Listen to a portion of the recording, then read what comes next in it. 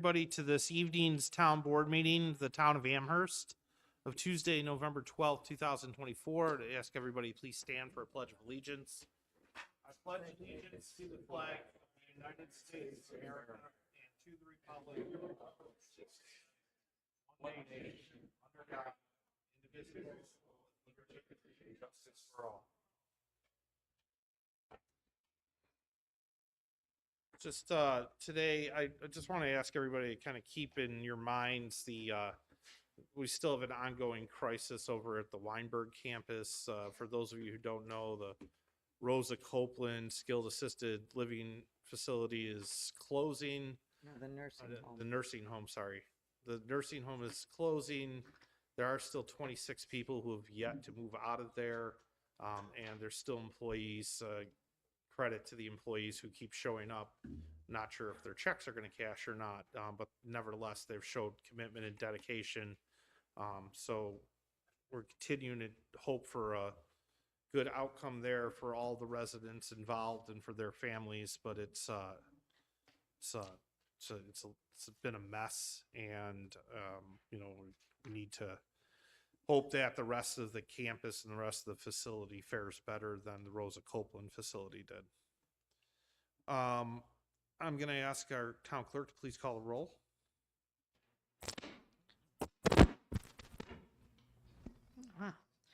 Supervisor Copa, Here. Councilmember Berger, Here. Councilmember Zuccalla.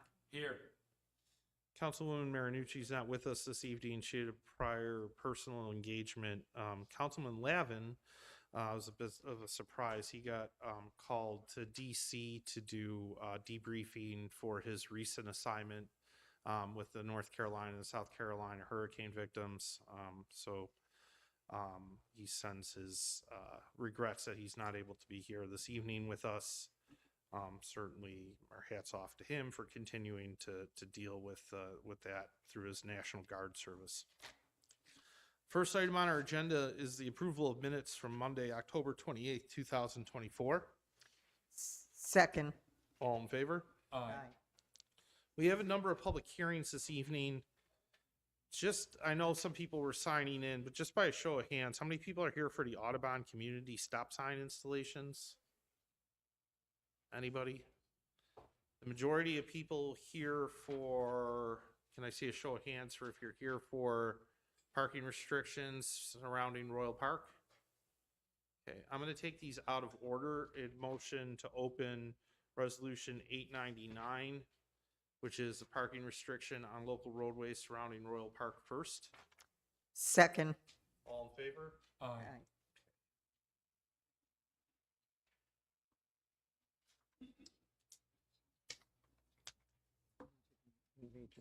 That's okay. Just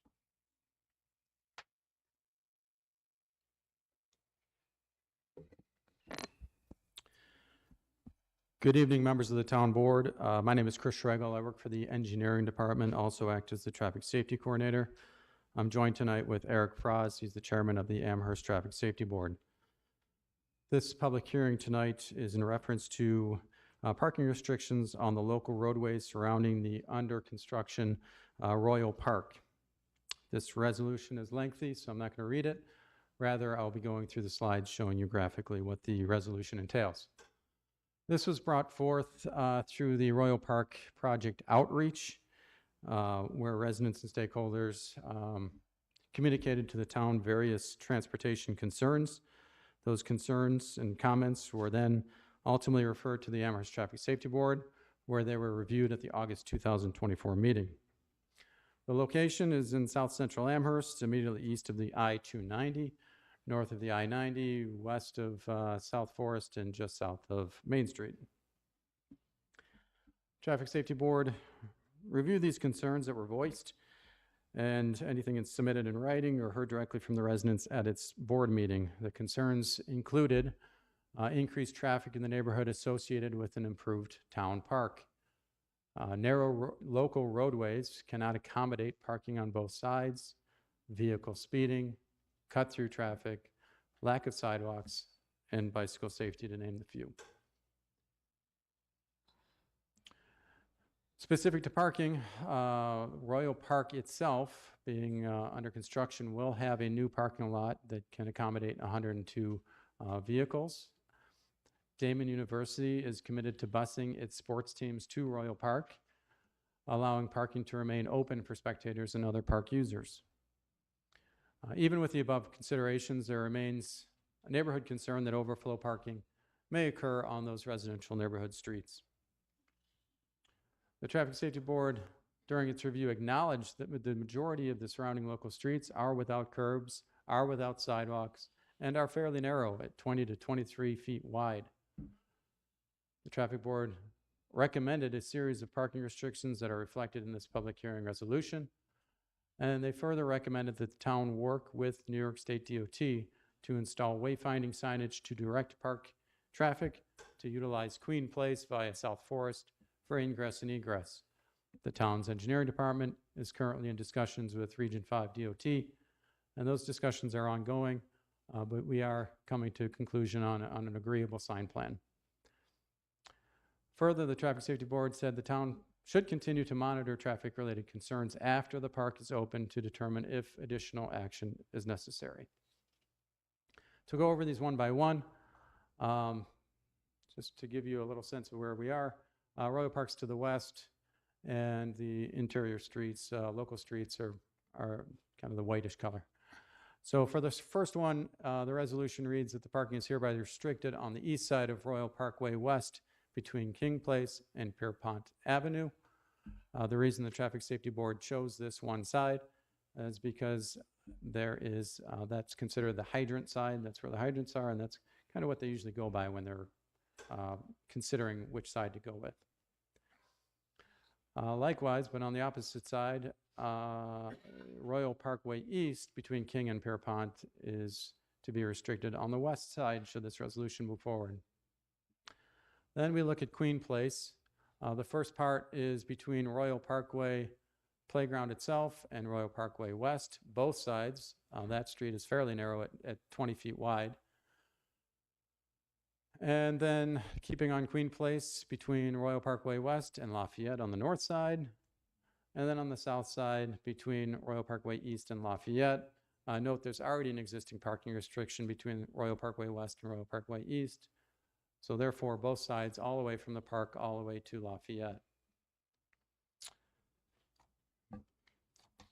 And finally, it was pointed out that during the public meeting that navigating the northern curves of Royal Parkway near Main Street is difficult when there are parked vehicles. While not entirely related to Royal Park project, the Traffic Safety Board is recommending this parking restriction in conjunction with the other park-related restrictions. So simply put, when parked vehicles are in these curves, it's difficult to navigate through those curves. This is an entire look at the parking restrictions as a whole. Again, green being existing, red being proposed, and is the resolution before you tonight. With that, I'll open it up for questions and comments. Okay, questions and comments from the board first. Okay, with that, I'm going to ask people to come forward if you have comments or concerns or questions regarding the proposed action. I'm going to ask you to come forward, state your name and address for the record. Sorry, Councilman, did you have a comment? I just had one question. The new park will have 102 spaces. I know the old park had spaces. Do you know how many spaces the old park had? No, I don't. Okay, with that, I'm going to invite people to come forward, if you would. If you have questions or comments on this public hearing and the proposed action in front of us tonight, please step forward.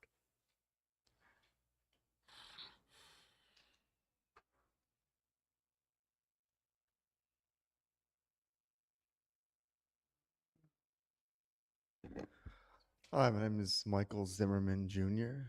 I live at 192 Royal Parkway East. I was just wondering, instead of losing our property rights to park on the street, wouldn't it be better if we could maybe create like a permit system or something for those residents who actually live there to still be able to park there and still restrict others from parking there at the same time? There's some kind of parking restriction to residents. I suppose it's something we can think, well, I'm going to end up answering, and Chris will end up answering a lot of these questions after, but okay, thank you.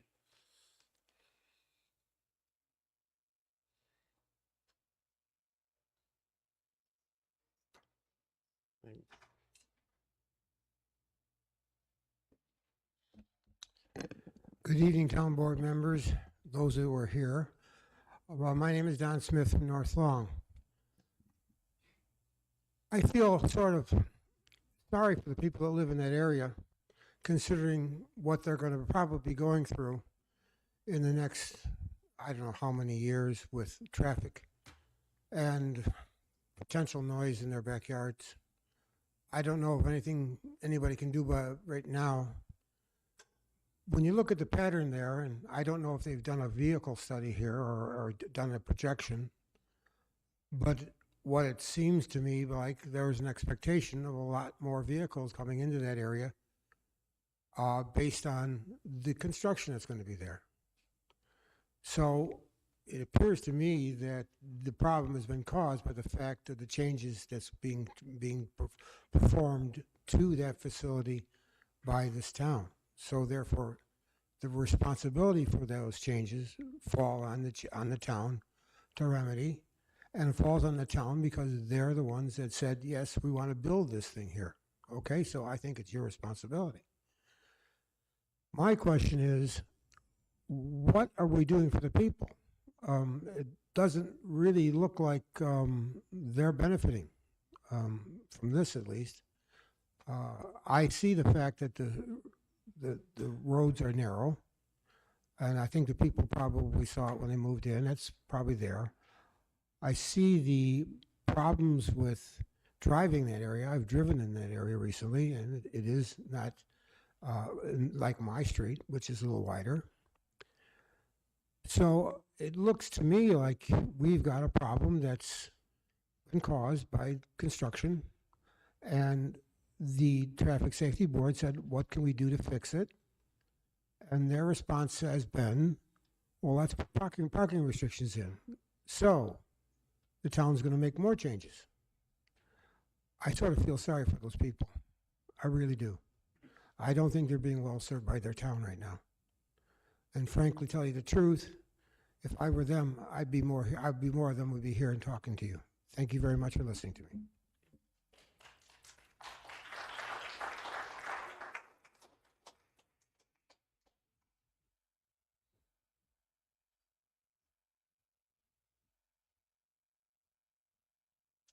Kimberly Gable, I live on President's Walk. I am just curious, are you referencing the fact that there's going to be directions to leave from Royal Park off of Queen's Place to South Forest? Am I understanding that correctly? Okay. My question is, I walked that neighborhood just recently. We were dropping off flyers, my kids and I, and that neighborhood, those streets in that area are very narrow. Queen's Place is extremely narrow. And I had a hard time, I have a big SUV, so I had a hard time finding adequate area to park along the side of the road, leaving adequate place for even one car to get, around me. I really foresee a lot of issue in that area. It's a very quiet area, and I don't know that, not to mention, I don't know, for those that are familiar with the greenhouse there on South Forest, but when they run their specials, their sales, oh my gosh, that whole area is so congested, and people end up going into those areas on Queen's Place and so on. It's going to be a mess, an absolute mess, and I don't know if redirecting traffic from Queen to South Forest is going to be a great option, because that particular road is extremely narrow. That's just my point of view. Thank you.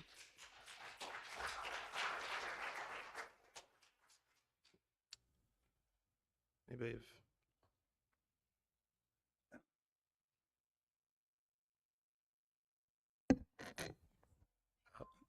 My name is Tony Delgobo. I live at Lafayette Boulevard. And my concern is not so much the parking restrictions, because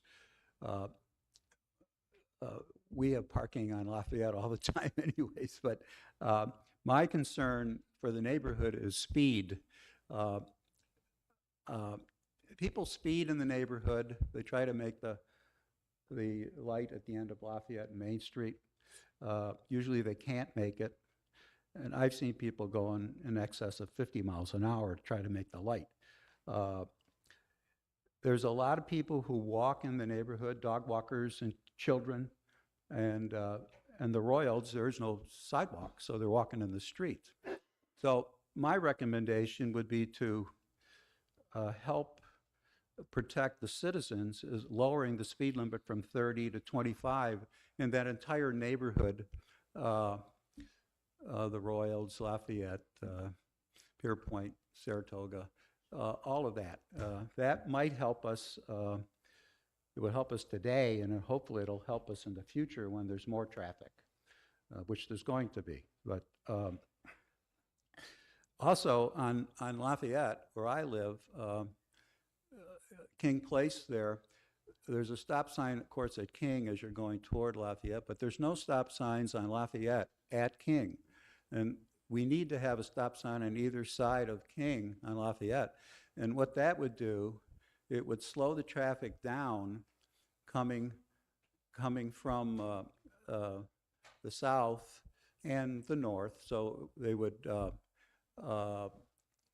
hopefully be wouldn't be speeding down there, because that's what they do. They rush right through there. So there's a lot of cut-through traffic from Main Street to North Forest, and from North Forest to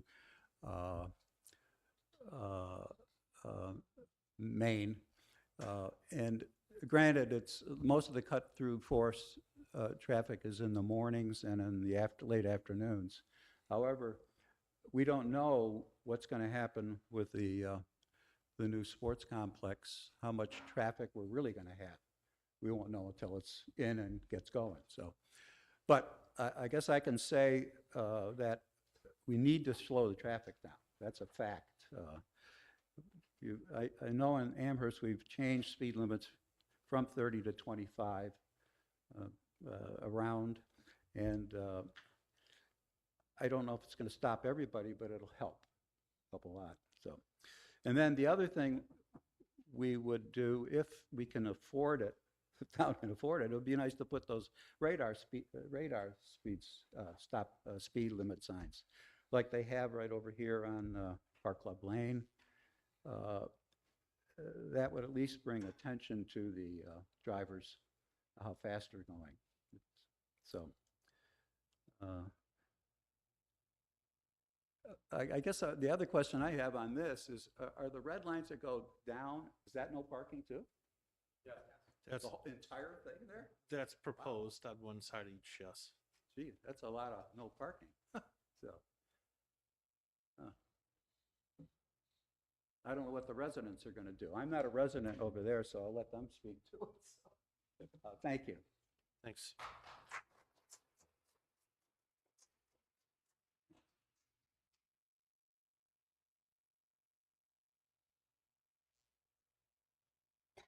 Hi, my name is Chris Gray. I live at 163 Royal Parkway East. First of all, I want to say we're actually happy about the park.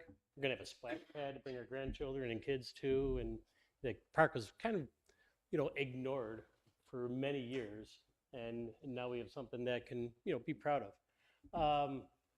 We are, a lot of neighbors are concerned about what the future is going to bring, not knowing what the future is going to bring.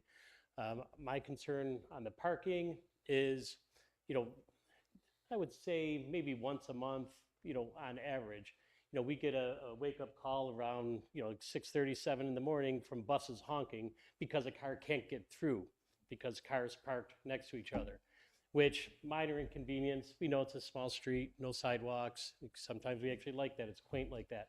The bigger concern, though, is if a bus can't get through, a fire engine can't get through. And that's our, I'd rather not find out that they can't get through because like our house is on fire or something. But with that in mind, I don't necessarily agree that we need parking restrictions on both sides of the street, on Queen and at the curve. there's plenty of room for, vehicles to get by with one car parked on the side street. So there is an inconvenience already, with the increased traffic. I guess my question would be, what's the justification for, limiting the parking on both sides of the streets? Back to the parking restrictions, for vehicles to get by, I'm just looking at this logically and thinking, one side is fine, but we're from the Snyder Fire District, which means, the emergency vehicles are going to be coming down Royal Parkway if they need to get to us. We still have an area where there's, parking on both sides of the street. So once again, trying to understand the justification of where the parking restrictions are.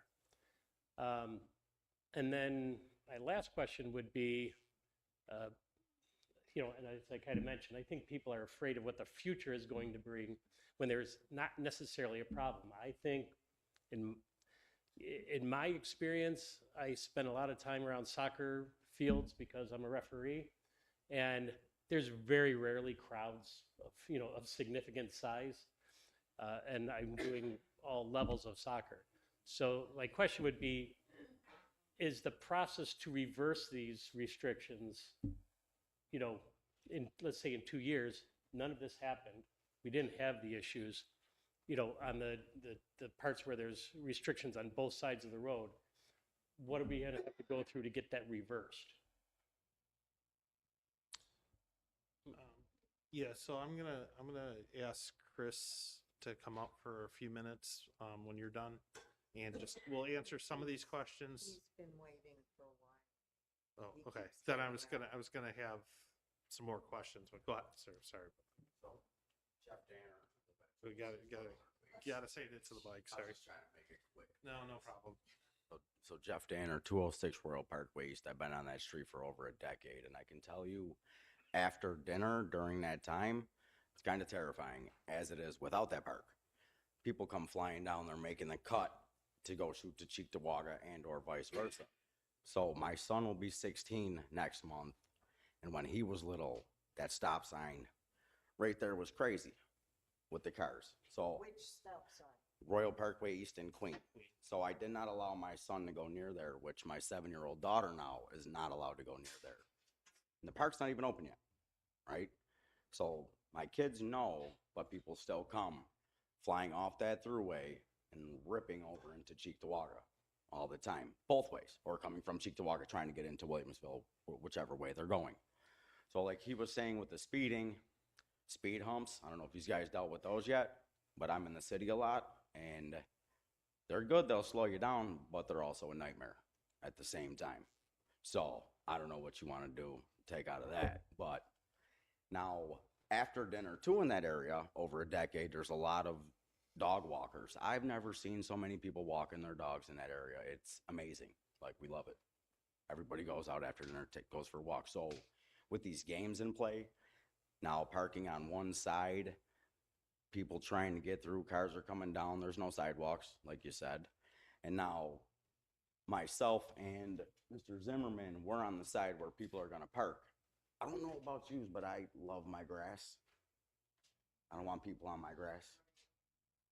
So if I get tire treads and all that mess after taking care of it, and I have a sewer right there for the drainage, which I had a problem in the past, the contractor pulled over there, right? So now I'm filling this constantly because I'm getting puddles in front of my house. So if people do that, I have to do this every year and fill that in. I don't. Might not sound like much to use, but when you sit out there and you got a mud puddle every day in front of your house worrying about drainage, it's interesting. And this is strictly just for parking or noise pollution and all that too? This is just parking. Okay, so. But I mean, yes, I think that we are going to end up referring something probably to traffic and safety to talk about the speed reduction and dealing with some speed interventions in the area. So, okay.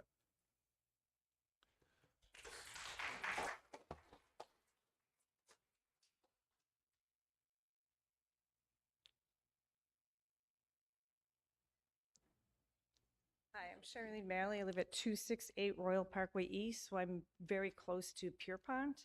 So I guess my question would be to you guys, with the red, what is it for? Can you talk into the mic? What is the reasoning for the parking on one side down near Pierpont on East Royal? Is it for the overflow from the park? Because I don't think, because there's 102 spaces in the park, and you had mentioned in the beginning when we all started Well- talking about the park that, So traffic and safety, this is their recommendation to us, so we'll ask that question in a few minutes. okay.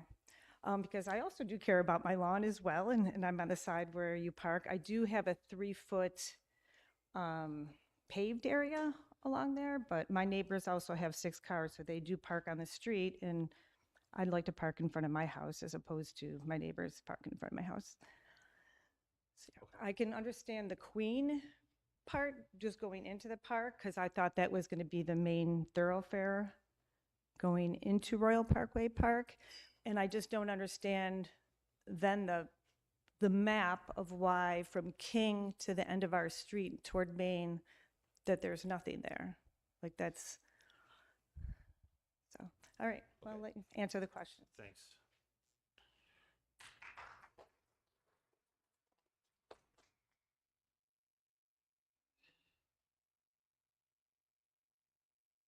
Tina Gentry, Bissell Drive, Amherst. So I kind of walked in a little bit late. I don't live in the neighborhood, but I can imagine the annoyance of having this park now going in. I guess my question would be is if you're, and maybe this was already answered, so please tell me if it was, if you're proposing for parking restrictions on the sides of the streets where residents are, and you have a park that, from what I understand, there's 100 parking spaces available? 102 parking, thank you. But the seating that is in that Royal Parkway is 250 capacity plus extra temporary seating that can be. So you're going to be putting possibly 350 people in this park with 100 parking spots, 102 no, I'm not, right? Brian, you're making a face. I'm just trying to figure out how you're getting from one to the other, but okay, please continue. Well, I'm just saying that you're having parking spaces. You have 102 parking spaces. So that's 100 cars. But if 300 people attend the game and you're putting parking restrictions on the side streets, where are those other people going to park? Where are you getting the 300 for the game? I'm just using that as an example because if there's people that come and watch it, or kids that are going to play at the park, residents that are driving. Like these are all things that should have been thought of before instead of being reactive, which I'm seeing a lot from this town board in the past year. It's a lot of reactive instead of proactive. You always have to think of what could happen so that there's not possible problems, right? I'll just say that we did go through potential crowd sizes, and we're not seeing 300 people. In fact, But Damon right doesn't now, get 200. This is a hearing Right, so about it's about parking. parking. But So that- that's so- all so- we're addressing tonight, But- is the But parking. okay, so if the parking is is restricted the- and you have more Well, cars, how yeah, can they so- park? So I'm gonna let traffic and safety or Chris talk about how they came up with the restriction ideas. But the parking is adequate for the amount of people we expect to see in the park. With Damon College? Yeah. They know their crowd sizes currently at Park School. But this isn't just a park for Damon College. This has a miniature splash pad, a playground. It is all of that stuff. It is a community park. But again, we've gone through parking counts. It's not just guesswork. So, but thank you. Okay. Please continue.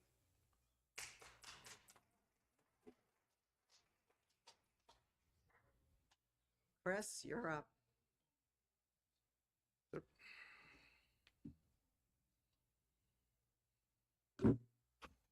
Matt Plunkett, North Hill Drive. I've probably only driven through that neighborhood a half a dozen times in the 30 years I've lived in the town of Amherst, more than that. But there's no sidewalks. The streets are very, very narrow. There's barely the room for the parking for the people who live there now. This is no place to put a Division II intercollegiate athletic facility right in these people's backyards. The neighborhood's not designed to handle it. And comparisons to Park School are meaningless. For one thing, Park School is on Harlem Road, which has a greater capacity to handle traffic than these little neighborhood streets. And on top of that, just because people don't turn out at Park School doesn't mean they won't turn out here to see their brand new athletic facility. There's no way to tell for sure exactly what type of crowds this place is going to draw until it starts to draw them from the school. And as far as it being a wonderful park and everything for the neighborhood, and the few occasions when the town's actually going to have access to it, it may be. But keep in mind, this is pretty much for the exclusive, most of that park is pretty much for the exclusive use of Damon University as long as they want it. But this neighborhood is just not set up to abut an intercollegiate athletic facility. It's simply not.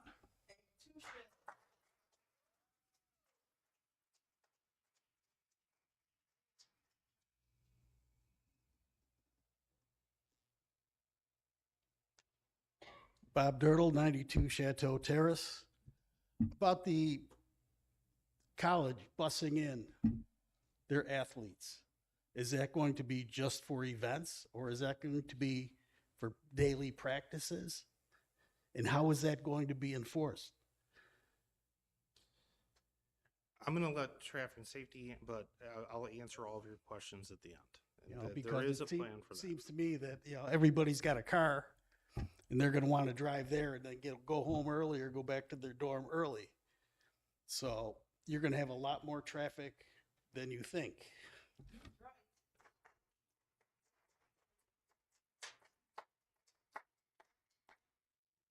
Anybody else? Anyone else? Chris, would you come back up? So I'll go through a couple of these that I know of. The deal with the college is all practices and all games have to be van in and van out. Period. And it's enforceable because you have coaches who are actively dealing with how their athletes are coming and going from practice, from campus to practice. Regarding drawing crowds and how much crowds a D2 school gets, you know, there's a lot of precedents out there, and Damon has its own precedents with how many people they've drawn. There's also, you know, doing parking projections and car counts on items like playgrounds and tennis courts and pickleball and splash pads is something that our engineers do actively, and they have actively done, and that's how we've come up with the parking counts that we have. And there are a number of questions, Chris, about we'll deal with speed and speed limits, and then there's a series of questions here that are about the parking restrictions themselves. I'm going to start with the parking restriction questions. So as far as the need for restrictions on both sides at Queen and at the curve on Royal, could you address those? Yeah, sure. So I just want to reinforce that it's one-sided parking, so you will be allowed to park on the opposite side. So that is parking availability should there be overflow parking outside the park. You know, in terms of the length that was chosen, that really came from the public out of those stakeholder and residential meetings. This is a series of meetings happened with the residents, and they said, this is where we want those parking restrictions to occur. Traffic Safety Board looked at it and said, you know what, it makes sense. With the parking occurring here, it's just going to radiate out, and Pierpont was a nice terminus. Given the width of those roads, even without this park, you can make a pretty good argument to have a one-sided parking restriction, regardless if there's a park there or not. It's that narrow, particularly along Queen. I know one speaker spoke out saying maybe Queen's not the best location because how narrow it is. Absolutely, that's why it should have two-sided parking. Another resident brought up, well, why don't we just do one-sided parking on Queen? With 20 feet wide, the parking spot takes up 8 feet. That leaves you 12 feet. That's one single driving lane.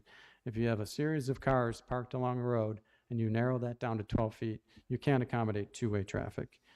So that is why it's being suggested that it be no parking on both sides all the way to Lafayette. Speaker made a good point about the nursery. We can always take a look at that last remaining portion of Queen Place if it becomes problematic.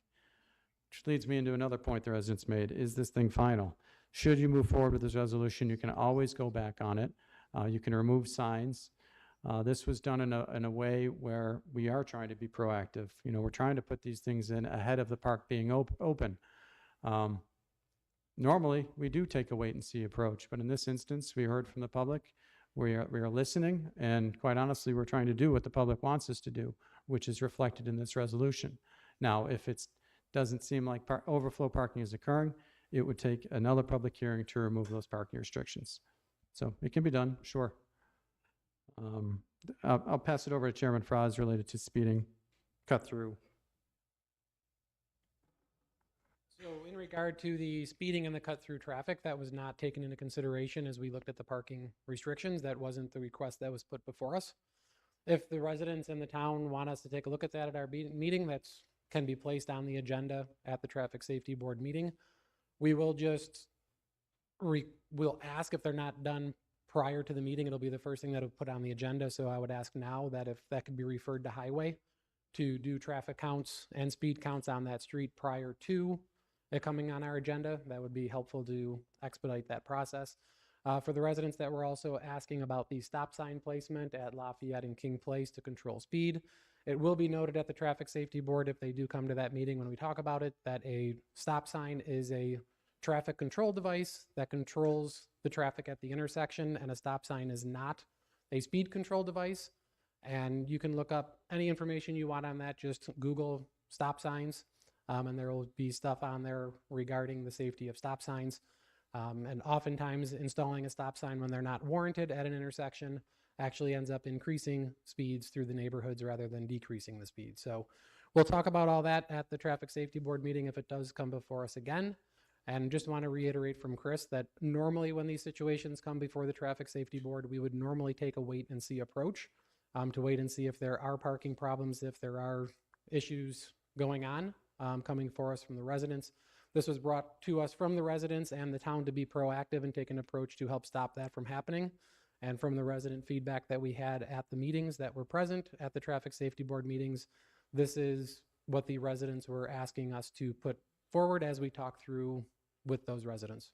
Okay, thank you. I assume the board is going to ask for, or is going to refer the cut-through traffic and speed to your committee, and we will submit to Highway a request as well. But we'll deal with that in resolutions in a minute. I do want to hit up one more. It was speaker number one brought up the residents-only parking. That is very difficult to achieve. It's usually reserved in places where there's college campuses. It takes a law passed in Albany to add it to the vehicle and traffic law. So we've looked at this in the past, specific to Damon. Not easy at all. It wouldn't be for a case like a public park. Okay. All right, thank you. Are there further comments or questions from the audience? Please come forward.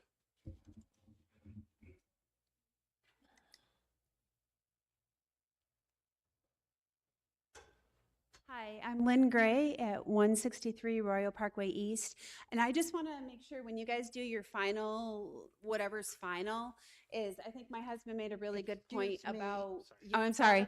I think my husband made a really good point about that the parking, I think it was long coming before the park even came in. I think the park is a definite concern, but our biggest issue is, like he said, you have the buses in front of us and they're beeping at 7 o'clock in the morning because there's cars parked on either side.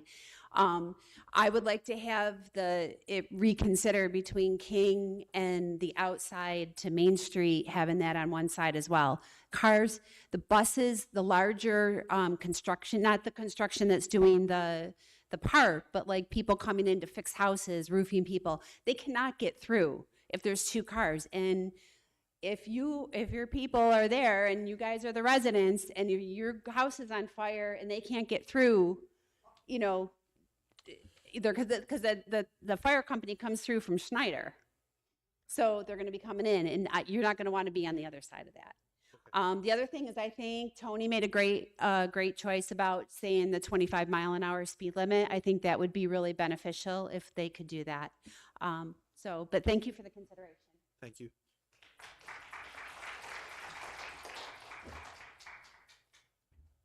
Jane Cox, Harlem Road. I live very near the Park School, which hosts Damon games. Very often teams show up in coach buses. So I think you need to look into the fact that you may have larger vehicles using the streets and the parking spaces than what you might think.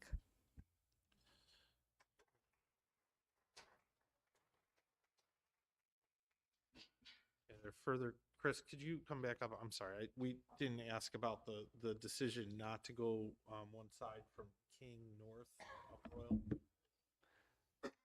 Yeah, my answer is going to be the same. It's you could certainly justify that given the width, just like that last speaker said. But what we heard from the residents is what's reflected on the screen. So if we were going to consider that, we can make that a separate request of traffic and safety. Yes. I'm inclined to look at what you brought before us today and then let some of the concerns that were brought up be looked at when it goes back to traffic safety. Well, I think that's what we're talking Right. about. Yeah. I'm just agreeing. Are there any other comments, questions? Please come forward.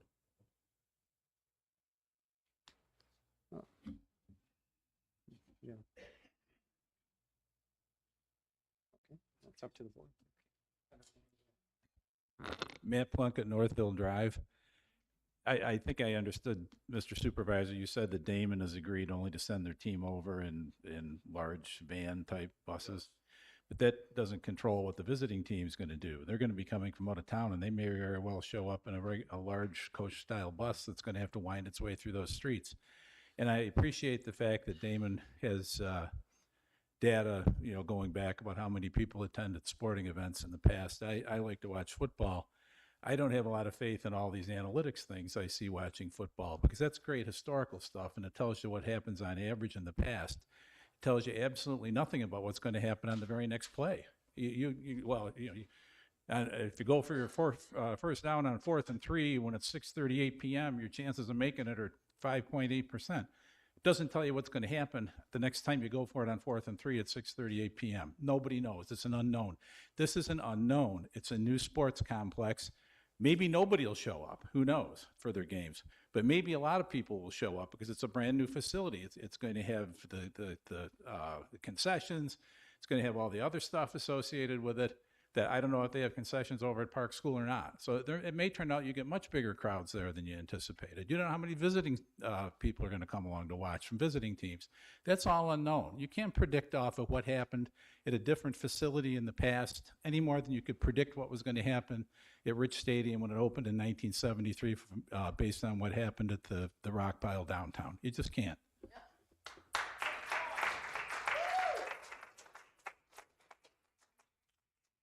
Any further?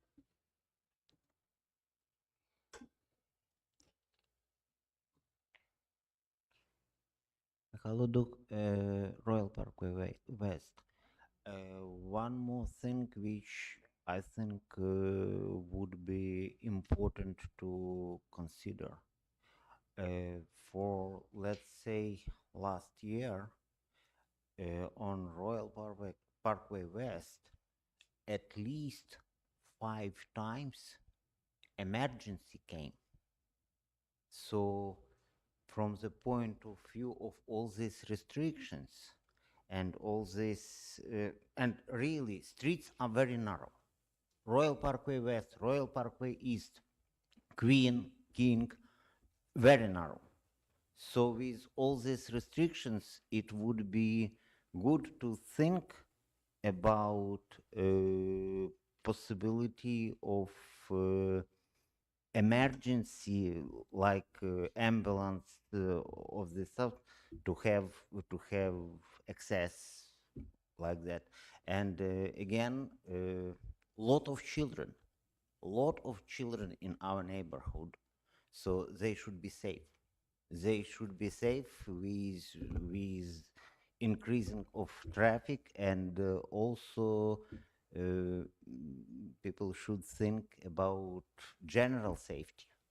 We don't know how this sport complex will work and all the things. Maybe time restriction would be also good to think. Thank you. Okay, thank you.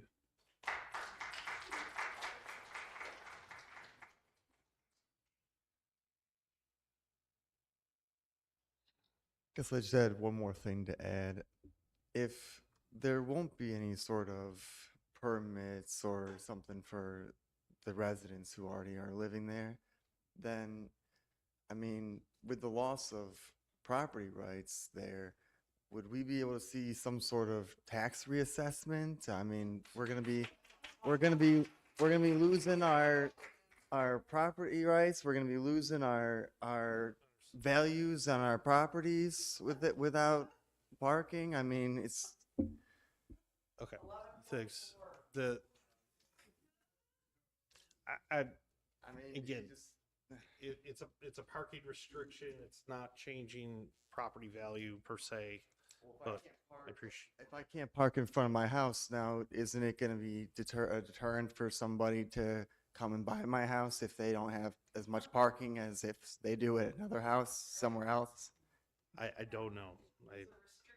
We have parking restrictions on one side of other streets. Again, it's just a parking restriction. Right, but they also, that's reflected in their taxes though. And that's what I'm asking is, will this be then reassessed? If your property values decrease, then yes, your tax would be affected by your property value decrease.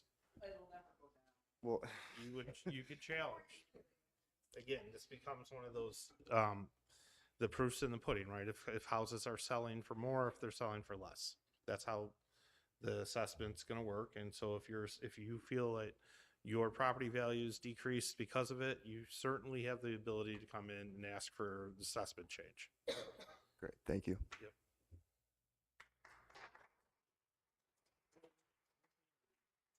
Anything further? Seeing none, I'm going to motion to close the public hearing. Second. All in favor? Aye. Yes, I'm going to motion to apply the parking restrictions as brought to us by the Traffic and Safety Committee. As the resolution appears on the agenda. Second. All in favor? Aye.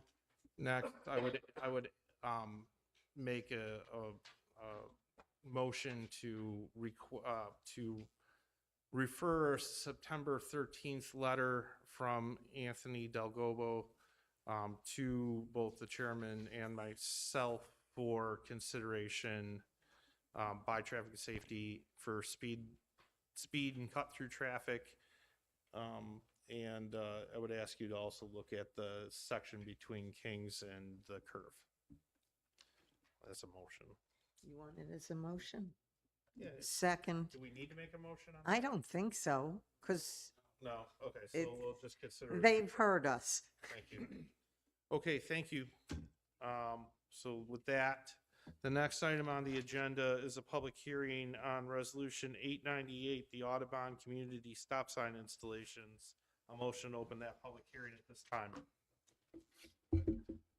Seconded. All in favor? Aye.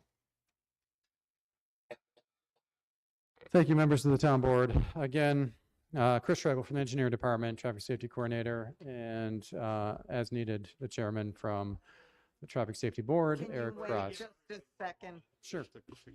Yep.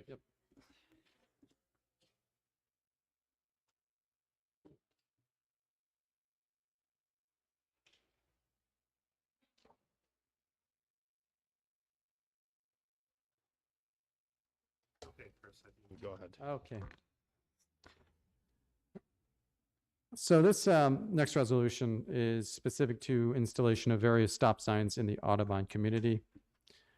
Just like the last resolution, I'm not going to read all the text here. We're going to utilize the presentation to outline all of the stop signs. So this request was brought to the attention of the Amherst Traffic Safety Board by a Little Robin Road resident, where it was reviewed at the September 2024 Traffic Safety Board meeting. This action focuses on a portion of the Audubon community as outlined in dashed black on the screen, located between Campbell Boulevard, Millersport, and Sylvan Parkway.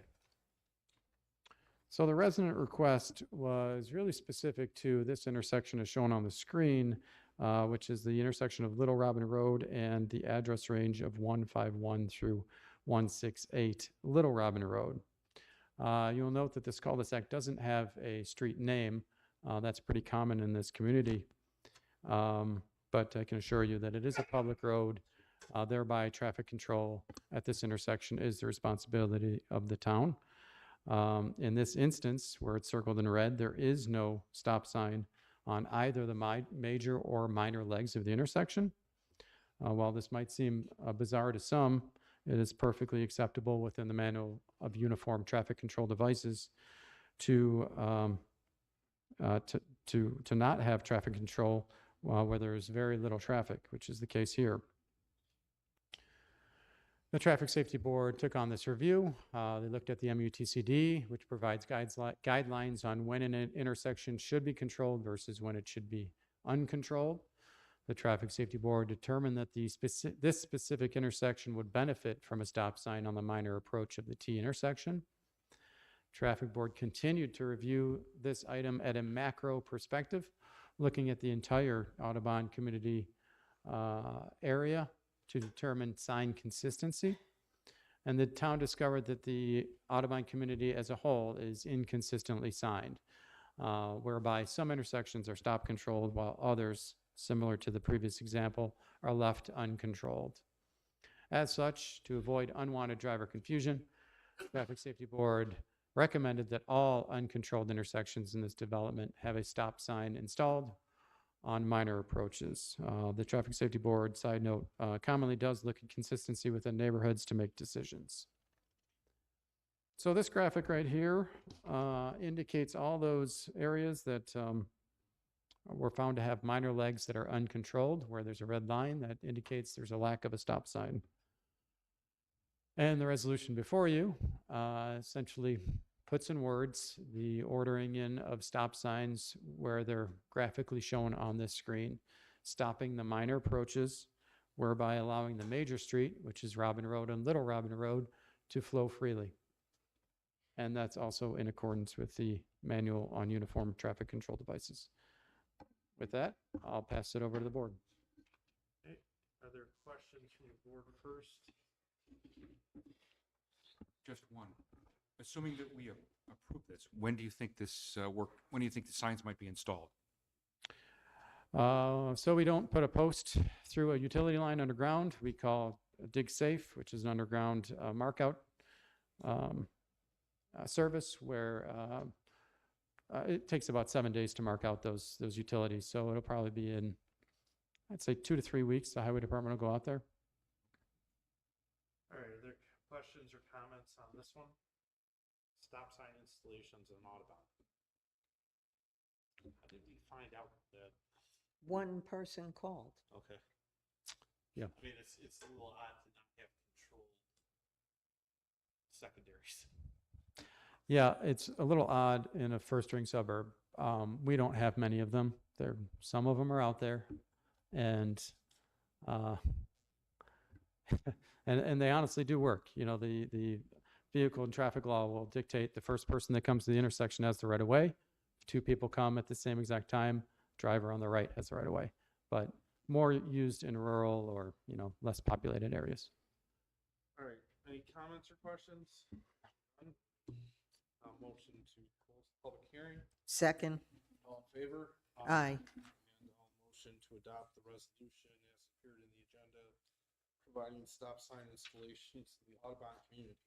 Second. All in favor? Aye. Okay, next item on our agenda is resolution. 900. which is a special use permit for a Tier 3 solar energy system at 5010 Road.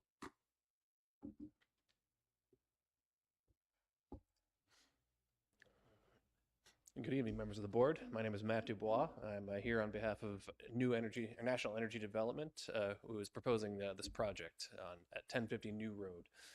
If you, next slide, please. Oh, that's me. All right.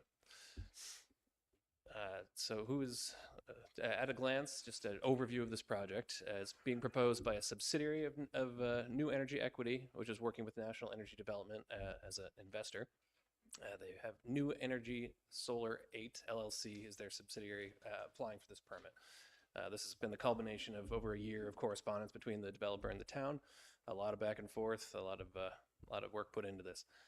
And so what we're proposing is a 2.9 megawatt AC shared solar facility, also known as a community solar facility. Subscribers can subscribe to this and to receive power from this facility, get credits on their bills. Roughly 10% discount on their electric bill. The fenced area of the facility is 21.9 acres. It's got a single axis tracker system so the panels may rotate to catch the sun. And it's been sited and it's been designed to have minimal visual impact to any neighboring property, just with the landscaping and the vegetation that is being included. That's an overview of the proposed location. It's in the suburban agriculture district. It's very, as you can see, it's fairly remote. It's on a vacant, formerly agricultural parcel. It's no longer being used for agriculture. This is the site plan. It's a detailed site plan. It sort of outlines the entire facility. Something to note is not only is there a proposed solar generation facility here, there's also a proposed three-lot subdivision for 3 homes that would be constructed on the east side of the parcel there along New Road, which would be screened from the solar facility with plants and trees and vegetation. So the entire parcel in question is 42.8 acres. And the fenced project area itself would be 21.9 acres. It'd be 8,100 solar modules, or AKA solar panels, and 4 equipment pads to hold equipment like the inverters, which would turn the power into, from the DC power that is produced to AC power that can be sent to the grid. So how was this site selected? It's a fairly involved process from beginning to end. They first have to check the interconnection availability. They check the grid capacity in the area to make sure it could actually handle the megawatts that would be produced. So that limits the sites that are available. Once they find a suitable site, they approach the landowner, work out some sort of a deal. In this case, there is a purchase agreement where the developer would purchase the land. Oftentimes it's a lease.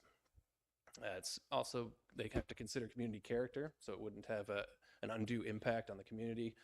Otherwise, there would be a great deal of pushback in their experience. It's well suited for the area. Not only is it zoned correctly, it's also in an agricultural area. It's going just the way it's sited and designed. Basically you won't know it's there unless you're looking for it. The zoning, as we discussed, is permitted use in that district with a special use permit. It's designed to avoid environmental impacts as well. Minimal wetland and stream impacts, and there was actually no federal wetlands permit required because it's impacting less than 0.1 acres of federal wetlands. Site visibility we've touched on, and it avoids other existing infrastructure as well. A lot of people wonder if it would be beneficial or a problem to have a solar farm next door to them. It can be surprisingly a good neighbor. It creates no noise that you can discern at the edge of the property. It generates almost no traffic. After the construction phase is complete, there's just a few trips a year for maintenance, snow removal, vegetation maintenance, that sort of thing. There's very little glare is produced, just the way it's sited and designed and screened. And as well as the design of the panels, there's a very little soil disturbance involved because they're post mounted, and they're very easy to remove without at the end of the natural lifespan of the project. And they can also plan to plant the land with pollinator habitat, wildflowers, to increase pollinators which will benefit the surrounding agriculture.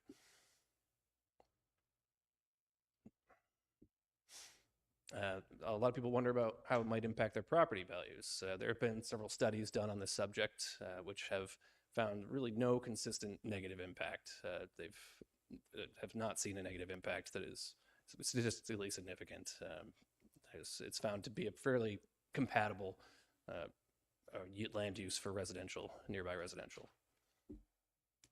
So what are the benefits to the subscribers? As I touched on, they save an average of 10% on their existing energy bill due to the credits they receive. It's benefits to the climate due to it's renewable energy and emissions free. It benefits the host landowner, who will receive either the sale price or an ongoing lease rent, and the county and municipality, of course, benefit as well from additional revenue from the taxes and the pilot payments, and clean energy added to the local grid.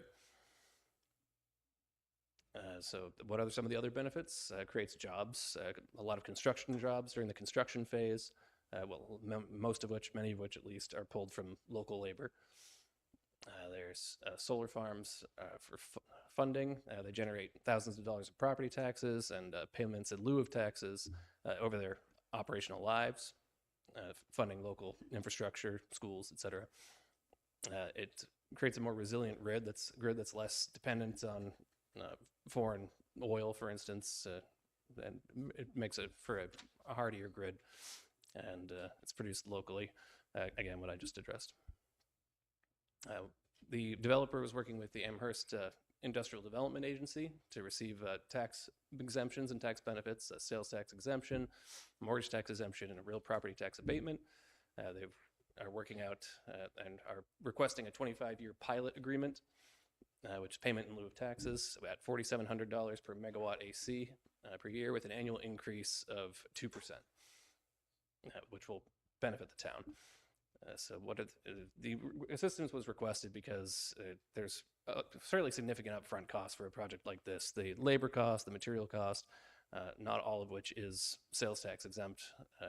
That they will be greatly benefited by that. It provides more predictability for the investors, and that's essentially that. Hit for that. Project benefit, there's a multi-million-dollar investment in the town of Amherst, $40,000 host community benefit payment to the town, and then annual payments in lieu of taxes. Environmental benefits, as we discussed, it adds green energy to the grid, causing reduced emissions. It helps meet New York State's goal of becoming 70%, having 70% of the power supplied by renewables by the year 2030. And there's community benefits in the sense that there's reduced energy costs for those who subscribe, and due to the housing aspect of this project, there will be some additional housing in town. They are committed to working with local vendors, giving priority to the skilled personnel from the region, from the county, and for both the construction and the maintenance ongoing phases. And zoning and compliance, it's, as we discussed, it is compliant.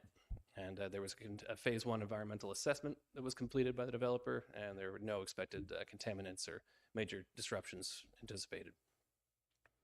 It does comply with local law, as we've worked out over the last year or so. It's permitted use in that district. It complies with the comprehensive plan because it preserves the land for future agricultural use.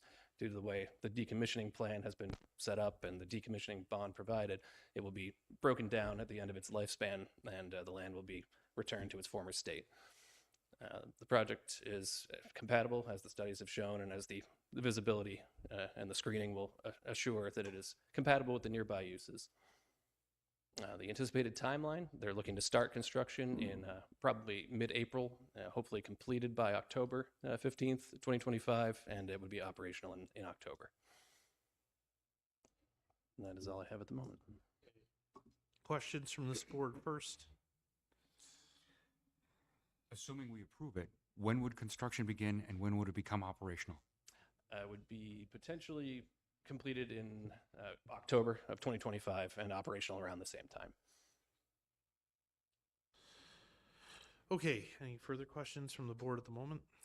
No, I've seen this presentation several times now. Okay, I'm going to take questions and comments from the audience. If you would, I'd ask you to please come forward, state your name and address for record. Yeah, 1, 2, 3. So go ahead.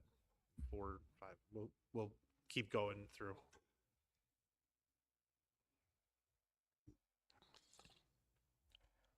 Here's your neighbor, David Gettert, 606 Long Meadow Road.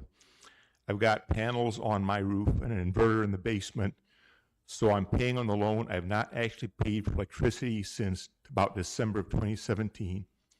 One thing that drives me nuts about these solar panels, okay, you've got a lot of land. Could the panels be high enough for shade-tolerant plants, shade-tolerant food plants, or could you graze sheep under them, something like that? There should be, some projects are going for dual use. I think should be more widespread, but that's my question.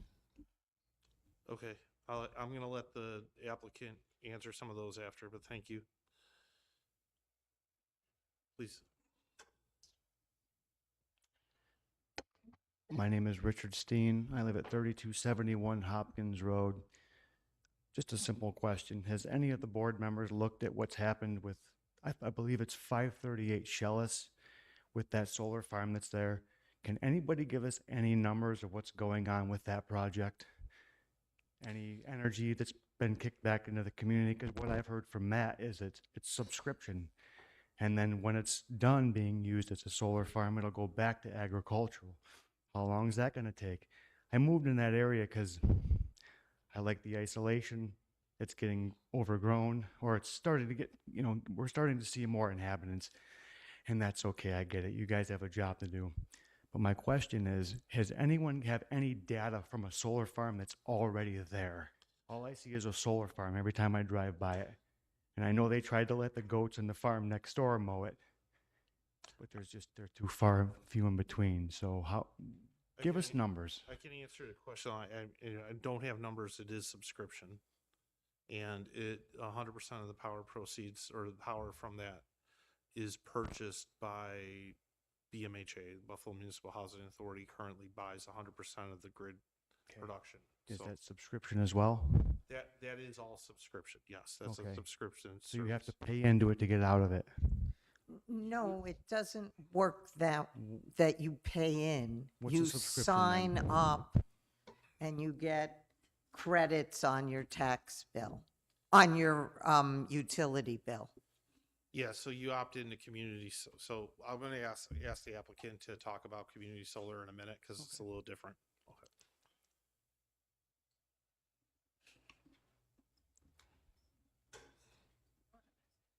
Mary Fillions, 1065 New Road. I just want to say the first notification I've received for this project was for this meeting. I was never notified prior to that. Neighbors way farther than me had, but I never did. And I'm right across the street from this. I want to know how it's not going to be visible for me. I mean, I sit out on my front lawn and I look across the street. In the fall, there's nice, really pretty yellow flowers, like the flowers in Sanborn. People stop there, take photos. I like that openness, and I wasn't aware that this was coming. So I'm very disappointed about that. How am I going to benefit from this? Do I get to tap into this power? Probably not. Right. Well, again, I'm going to let the applicant answer those questions. But Yeah, so I just want to know how this is going to benefit us, people that are directly around it. And again, I wasn't notified of it. We have a new neighbor just moved in. They were looking forward to the open landscape, their retirement home. They're not going to have that now. I mean, why not utilize parking lots for these solar fields? People can park underneath the panels. Instead, you're taking away from our wetlands, our green space. We're flood zone and you're putting this in. So that's all I have to say. Okay.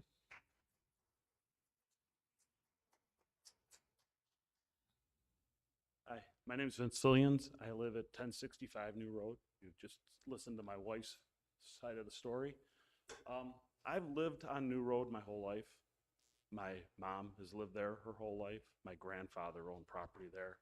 We have the property directly north of the solar field, and I am directly across from the solar field. So everything my wife said about the flowers, people stopping, taking pictures, 100% accurate.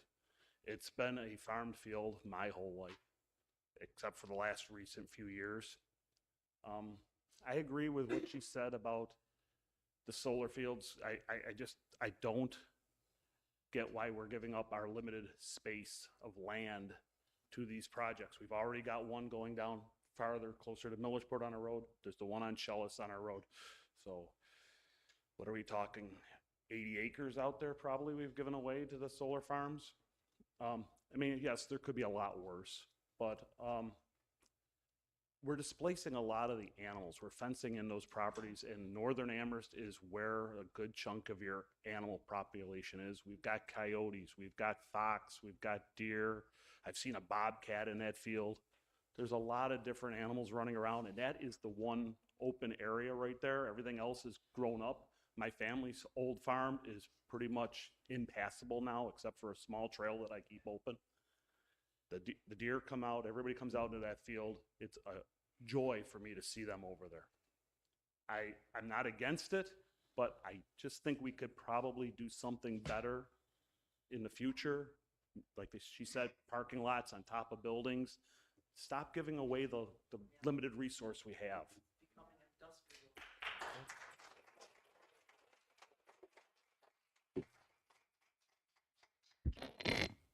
Hi, Rebecca York. I live at 1105 New Road.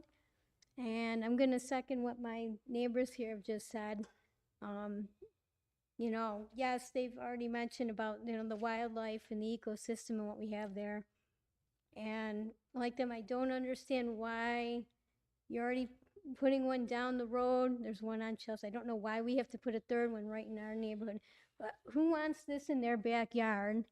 And why should our street be burdening all of this? And, you know, I have concerns about not just the ecosystem, but more importantly, you know, I want to understand better what exactly they're going to do to landscape this, because if I'm looking at a home and there's a solar farm there, I'm probably not interested in buying this. So my property values are going down. No, anyone can't tell me my property value is not going to go down. I don't believe it. I don't care what anybody says. I'm sure that it's not going up because of this. And, you know, that's a concern. But most importantly is, you know, the health risks of this. You're talking about putting in these solar panels. You know, I have a 6-year-old daughter. I have a husband who's a former cancer patient. We have other children and families in this neighborhood. And we don't need the risks of the electromagnetic fields and the cancer causing and other health risks that are going to go on with this. It seems like this is awfully close to where people live. We hear a lot about that this is rural. This is not rural. There may be rural lands further up, but there are all houses all along this road. One house right after another, people right there. And it seems like this is going in awfully close to where other residents live. And I guess I don't see why it has to be so close to where there are residential homes. So Yeah. that's. All right, thank Yeah, you. Of course it is. I wish people would look beyond the dollars and cents and the value of, you know, putting this in and consider people's health. Like, to me, that's way more important than making a couple dollars. Especially when I'm sure there's other land areas that are not as residential that we could utilize for it. So, thank you.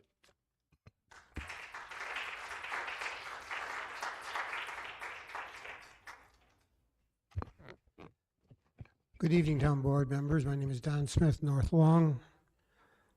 I think the people made the point to you that this is a commercial industrial endeavor for 22 acres. That's significant. That's a lot of stuff near somebody's house. I think you should think about what that really means.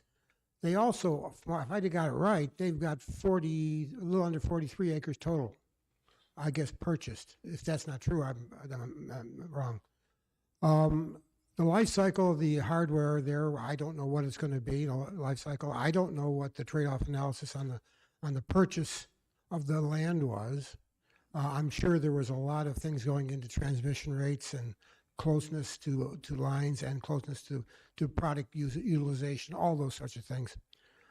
But I'm seeing a pattern here of encroachment into the lives of your citizens that you should take a little more seriously here, I think. I know what industrial commercial operations are. I worked them all my life. So I think you should look at that and ask yourself the question, should it go here? And is this generally a financial thing? I'm sort of concerned about the pilot, what that represents. I'm also interested in how much taxes that we're not going to be collecting, what the trade-offs and how much money is going back into the utility from our operation, from this operation there. We're sort of helping them fund this operation, and it'd be nice if you told us what that portion of the money that we're going to be funding this operation to be there.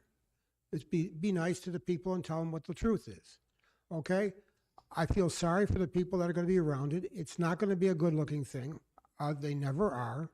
It's not going to be a bad-looking thing. It's going to look like your kitchen table or something like that, or your sink.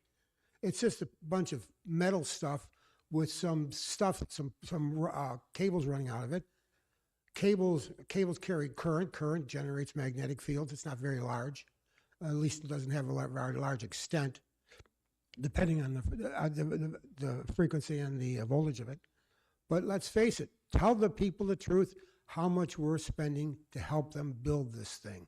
And thank the people for letting them do this if you vote for it, because they're the ones that are making this thing work for you. Thank you very much. Not yet.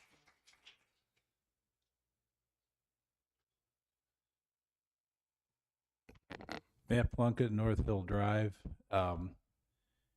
I tend to be kind of skeptical of these solar panel places. I mean, from the moment they become active, they begin to lose their efficiency and effectiveness. They get covered with dirt, air pollutants, bird droppings, and everything under the sun that reduces their effectiveness.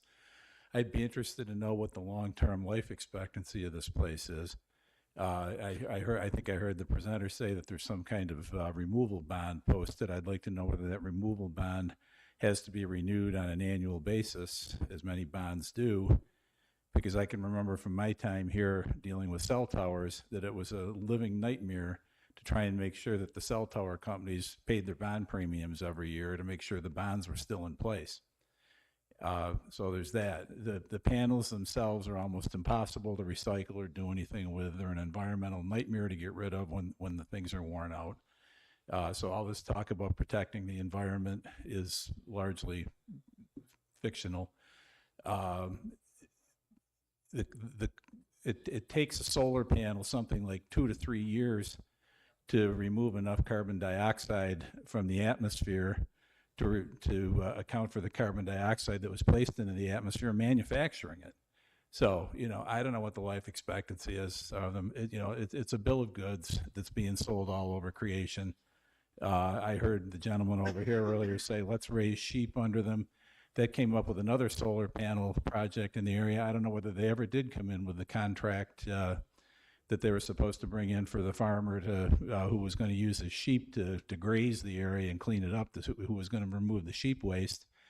I mean, it's nice to talk about that, but that has an impact. It has an environmental impact, and as was pointed out during the public hearing on that solar panel farm, the sheep droppings draw other animals, including domestic animals, into the area that can carry back serious diseases to family members, including one in particular I remember that has a very dangerous impact on pregnant women.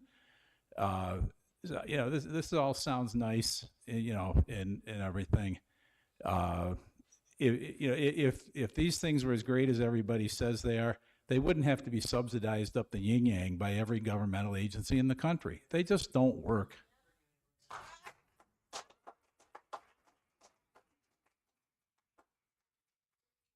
I would like to make a few points.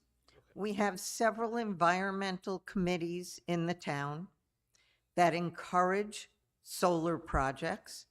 We've incentivized people putting solar on their houses at different points. The town wrote a code in order to do that. It has helped the town receive grant money because we've gotten involved in solar projects. There are pluses to the environment for green energy. Okay, so I'm gonna ask the applicant to please come up again. So just so everybody understands, the town doesn't go recruiting solar farms. There's a person who owns property who is ultimately responsible for leasing their property or proposed lease. In this case, to New Energy Equity. New Energy Equity then is applying for a special use permit. It is an allowed use in the district they're locating in. The conditions of the special use permit are mostly what this town board has to deal with. I'm going to ask you to answer a couple of questions so that people have an understanding, because I did have a couple of questions asked here. So the first question, is this a community solar project? Yes, it is. It's proposed to be a 30-year lifespan community solar project. How does a 30-year lifespan community solar project help the immediate community? This is different than a single project with a single user. So can you explain to that how people can opt into community solar? Yep. I mean, you would work with the company that ends up operating the solar farm. You would reach out to them and say, I'd like to be a subscriber. And at that point, you would typically then pay your monthly electric bill to that company rather than to the utility. Well, sort of, they actually pay it on your behalf, essentially, with a reduction in your monthly bill of typically about 10% because of the credits that they receive. As far as so it is a subscription, but your company then would project what their savings would be should somebody decide to subscribe. Yes, that's correct. As far as the visibility, can you go over to screening again?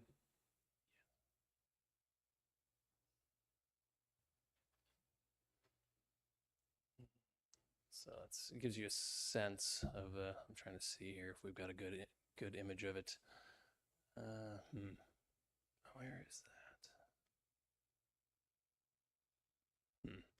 Well, I will say it is screened on all sides with vegetation that will be in place. So is it it's your site plan? Can you just go back to your site plan? There are 3 houses along New Road, correct? That's correct. So on the road frontage would be 3 houses in place there with vegetative screening behind them, so that the farm is not visible to them either. So you're actually building new homes on the front of the property? That's the plan. And how far back is the solar farm from the street? Do you know that distance? Well, looking at the scale there, it's a few hundred feet. The solar farm is, if it's 1 inch is 100 feet. I mean, we're looking at, it's about 1,000 feet. Okay, so it's 1,000 feet away behind new homes. Correct. As far as the benefit, we talked about that. As far as why, I mean, you may or may not be able to answer this, but why is there a preference towards a site like this? Obviously, you mentioned the grid access, but can you go back to your site selection, or why open landscape areas? Where was that? Here. Yeah, so that's part of the selection process, is trying to make sure that it would fit in as well as possible with the surroundings. And so, I mean, preferably you would want a less populated area, and it's easier to screen it from view from fewer vantage points, frankly. And so that's a big reason it was selected there, aside from zoning and aside from the wide open space.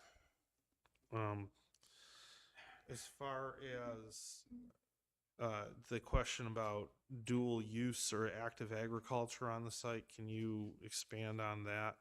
Yeah, I believe I noticed in the letter from, I believe it's Dan Howard, the planning director, he had made a recommendation to include some form of agricultural activity, or whether it be grazing or plantings on the site, and suggested that might be a condition. So that is certainly something that the developer will be open to discussing. As far as, is that a requirement, Dan? Yes, it's a requirement in the code.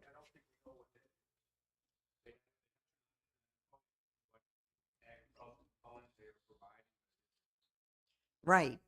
So I think that is something that we're gonna need to know, though. That is, there's a code requirement. While this is an allowed use, the part of the subjectivity of the special use permit is to kind of acknowledge what the active agricultural component is. So that's something we're gonna have to nail down.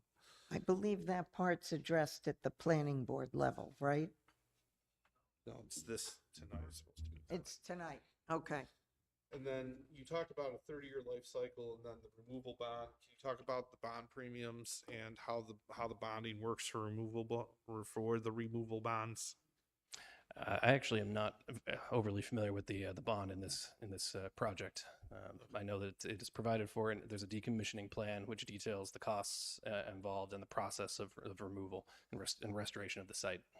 Okay, and then the last question I have here is, can you talk about the conditions of the pilot? The pilot, well, as we discussed briefly here, would be payments in lieu of taxes. And that pilot's approved by the IDA? That's correct, yes. It has been approved by the IDA? No, it's, the resolution says that it has to be, Pending. but it's going to the next meeting this month. Okay. All right, but so it's a 25-year pilot agreement. It's more than we're currently receiving in taxes on the property. Understood. Are the residential units part of the pilot, or are they paying a separate tax? They would be paying typical property tax. All right. So I mean, I think that there's still a couple of questions about the active agricultural. I certainly think we have to see the screening. Yeah, I mean, I think I understand fundamentally how the screening works, but I mean, maybe Dan Ulatowski, you could answer the question: is the screening? Would you deem the screening be fully compliant with our zoning? When the planning board reviewed and approved the site plan, they felt the screening was adequate. They're maintaining existing vegetative buffers on the north, south, and I believe a portion of the west, but they're supplementing it on the east significantly. And then you will also have the homes intervening along the road frontage. So, I mean, my recommendation would be, I mean, it's a land use function. I mean, I'd like to have you come back on the 2nd of December and talk a little bit about the active agricultural plan, and then if we could just, you know, maybe show a cross section of the road to the solar with that dimensional. I mean, you take your plan, turn it into a cross section, so we can just kind of see the spatial configurations. That's my thoughts. I don't know what the rest of the board's thinking. If I may, there's just one other thing. That was a question someone else asked, and I thought that was a good question to ask. If you have an idea what the sales tax exemption, what the mortgage tax exemption, what the real property tax abatement, what those sums might be, if you'd let us know then too. Okay, yeah, I can look into that, and we can answer that question when I come back. Yeah, I think, you know, and again, just to clarify here, it is a special use permit. That means that the town board has the ability to enact certain responsibilities or to go through some of the details related to the site. But the site owner has property rights. In this case, the active solar does meet the zoning requirements. It's just subject to the special use permit. So we're really trying to figure out a way to adjudicate the best scenario given the property rights of the current owner on the site. So with that, I mean, I motion to adjourn to December 2nd. I think there Oh. may be one more Oh, I'm person sorry. who wanted to speak. I'll allow that right now. Come on, come forward. So Mary Fillions, 1065 New Road. Like I stated before, I just recently found out about this project and I didn't, maybe I misunderstood, but was there any like public outreach prior to this or notification as far as to the residents from the solar field people, from the town to, So this you know, is who's the going to be impacted directly? this is the first night of the public hearing on a special use permit. So it's the first time that official notification would have gone out. No. Oh, planning department, the planning board held a, okay. So the planning board held a separate public hearing on the matter. Theirs is just a recommending body in the case of a special use permit. But apparently I misspoke. There was a prior public hearing. So that was last summer, you said? So this is the first one I can't tell you why you didn't get notified then. in the planning. Yeah, because we weren't. So, and we're directly across the street from there. Was it? Yeah. And So we are not voting this evening.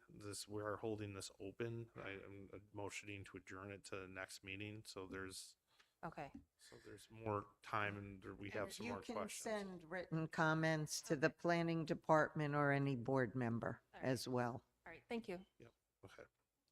So with that, I'm going to motion to adjourn to December 2nd. Second. All in favor? Aye. All right, the next item on the agenda is Resolution 774, local law amending Chapter 204 of the Subdivision Regulations. Good evening, members of the town board. Daniel Latowski, Assistant Planning Director. I'm here before you again. Last time I was before you was on October 1st, where I introduced amendments to the town subdivision regulations, which were originally adopted in 1979. Since that meeting, well over a month ago, we did take some of the input we received from the public hearing. In particular, we are asking or making additional changes to the new section 4-6-2H, parentheses 1, parentheses B. Rather than asking for an itemization of the future maintenance costs of the public improvements after their project life, we're amending that to asking the developer to provide you with an itemization of the replacement costs of the public improvements. Additionally, under final plat review, the existing section 4-6-3, we've heard from the development community that there's just not enough time after preliminary plat approval to file a final plat within 6 months. We agree that an additional 6 months duration would be helpful to the development community since they are reliant on Erie County Health Department approvals, New York State DEC approvals in some cases. So we think adding an additional 6 months for a total of 12 months from preliminary plat to final plat is a good improvement, and that was some of the input we had from the development community.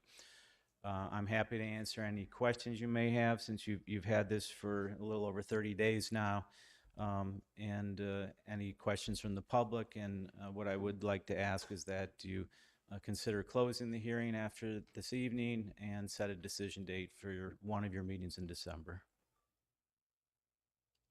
I have some Go ahead. questions. First to the board for questions. At the last hearing, I asked if you could provide a drawing that shows what's different in the regulations, and I haven't seen anything. We'd be happy to provide that to you. The regulations have not changed significantly. The largest change which is occurring, and I can provide you with a simple flow chart here. This is the biggest change. This is a change in your procedure. If we look at the top No, flow. that part I know. Okay. But you talked about changes to what developers have to do with the streets, and that's what I was looking for. I did not get a chance to come down and see, but I thought. So they have been in the local law. There's graphics in the local law which describe how those street sections are changing. They're actually getting larger, and primarily to help with the placement of trees. So they're going to a minimum right-of-way width of 60 feet. Right now, the minimum width is 52 feet. We think the additional width is necessary. No, I think that So and additionally, the other change is the width in the sidewalk from 4 feet to 5 feet. The other changes which are occurring is the requirement for if there's going to be a permanent dead end, that it should be cul-de-sac in its form, and prohibiting the use of hammerhead turnarounds other than for temporary turnarounds, and then meeting the minimum requirements of Appendix D of the New York State Fire Code. So once you're at that temporary turnaround, that the fire access can actually turn back around. Other than that, the changes are somewhat minor in nature. Other than this change gives you as the fiscal responsible authority to weigh in on whether or not you want a public highway early on in the decision-making process. Right now, Planning Board approves a subdivision in its final form with a public highway, and you have the opportunity to accept it or reject it after it's constructed. We do have two town board members absent. I'm not, we're probably gonna, I've been asked to hold it open and set a decision date though, so, but I am gonna take comments from the audience or questions from the audience regarding the subdivision regs, if there are any.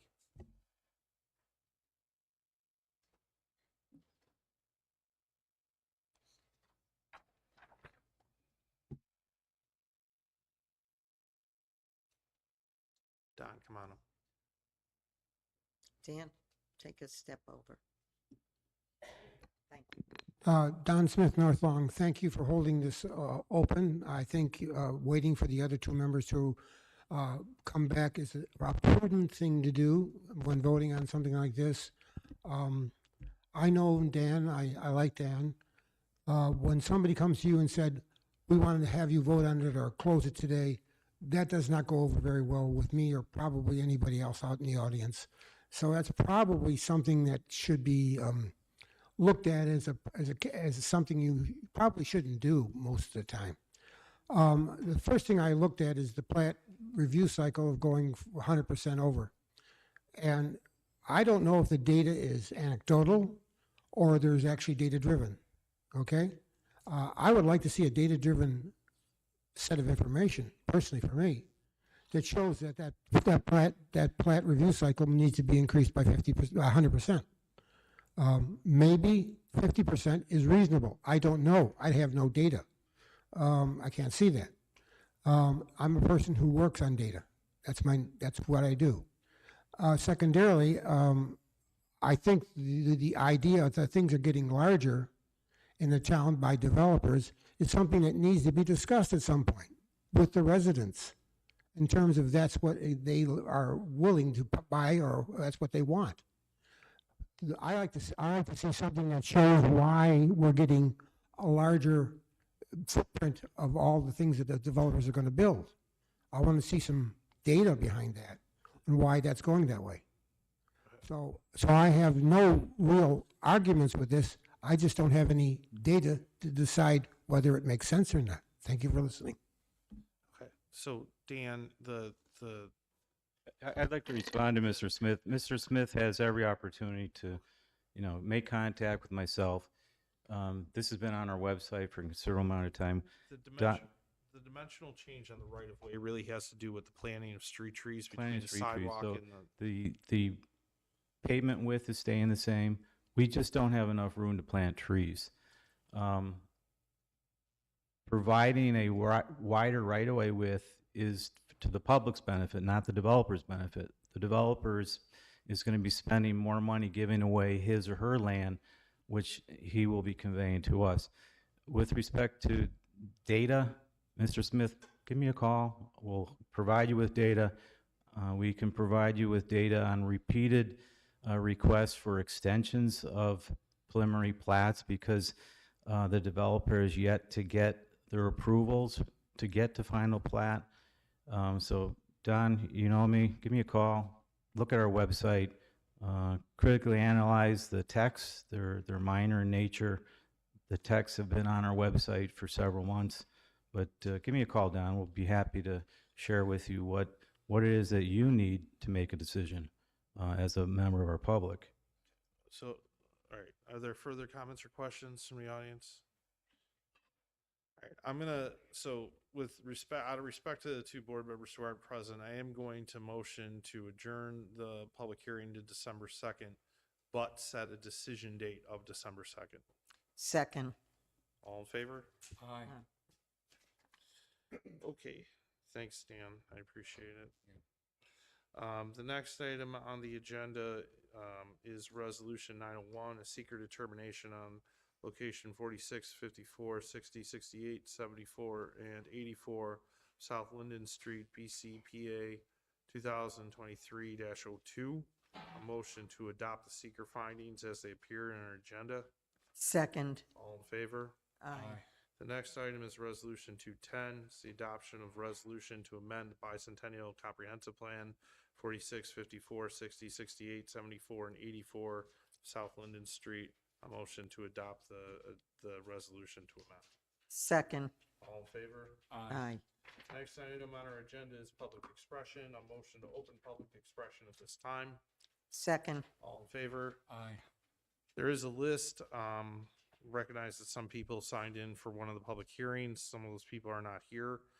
First on the list is Andrea Morganti.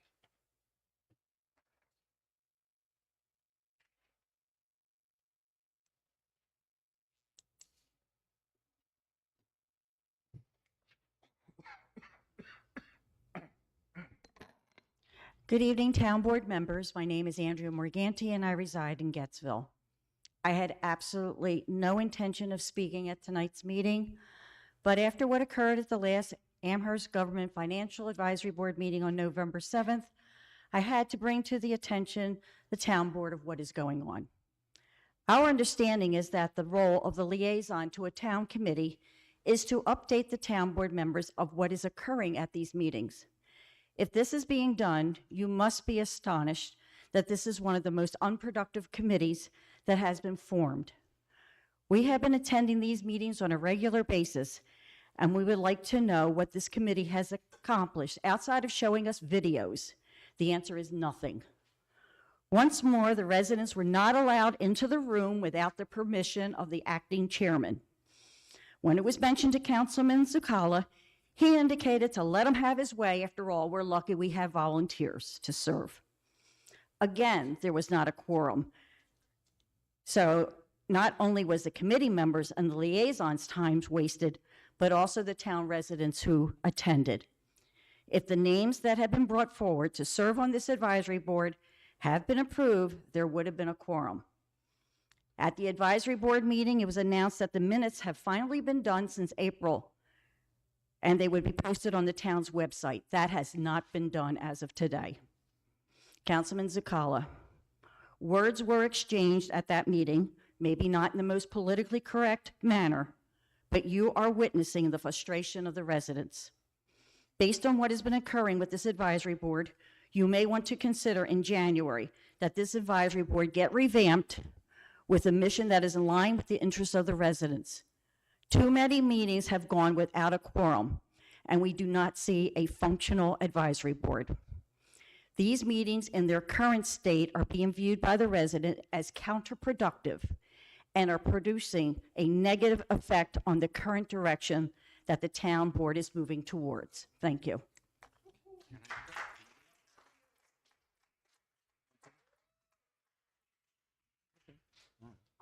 Okay, Jane Cox.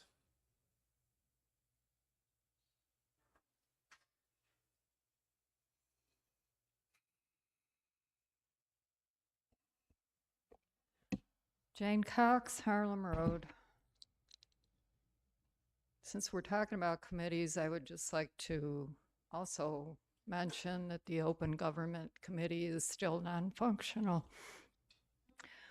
But what I wanted to talk about was the budget. Your budget calendar shows that the budget is to be adopted November 12th, which is today, and no later than November 20th.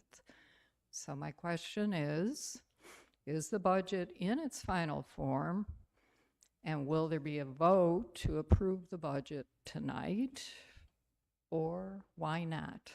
Thank you.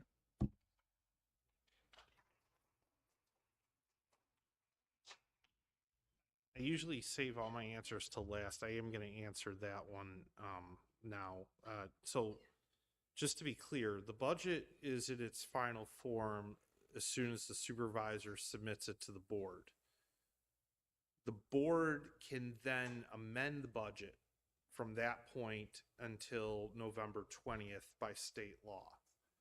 If the board doesn't make a motion or produce a motion for an amendment, then the budget locks in. If a town board in the past, not this town board, but in the past, town boards would vote and people could vote against the budget. You could have a board vote against a budget and still have the budget pass, because without an actual amendment, nothing changes the supervisor's budget. So we have amended the budget once.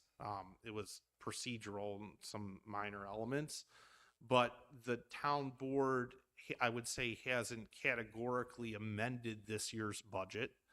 The budget is, a vote on the budget is just really ceremonial. So, you know, the budget locks in November 20th unless there's a change. That's the procedure. And, you know, the only time this board has voted, like last year voted or the years before would have been if there was an override on a tax cap. And that was a specific vote on a local law to override. But it's not an up and down vote on a budget. The supervisor's budget's a budget unless amended or acted upon by the town board. So I just wanted to clarify that. So there's no quote unquote vote. But the budget is where it is. Gina Gentry.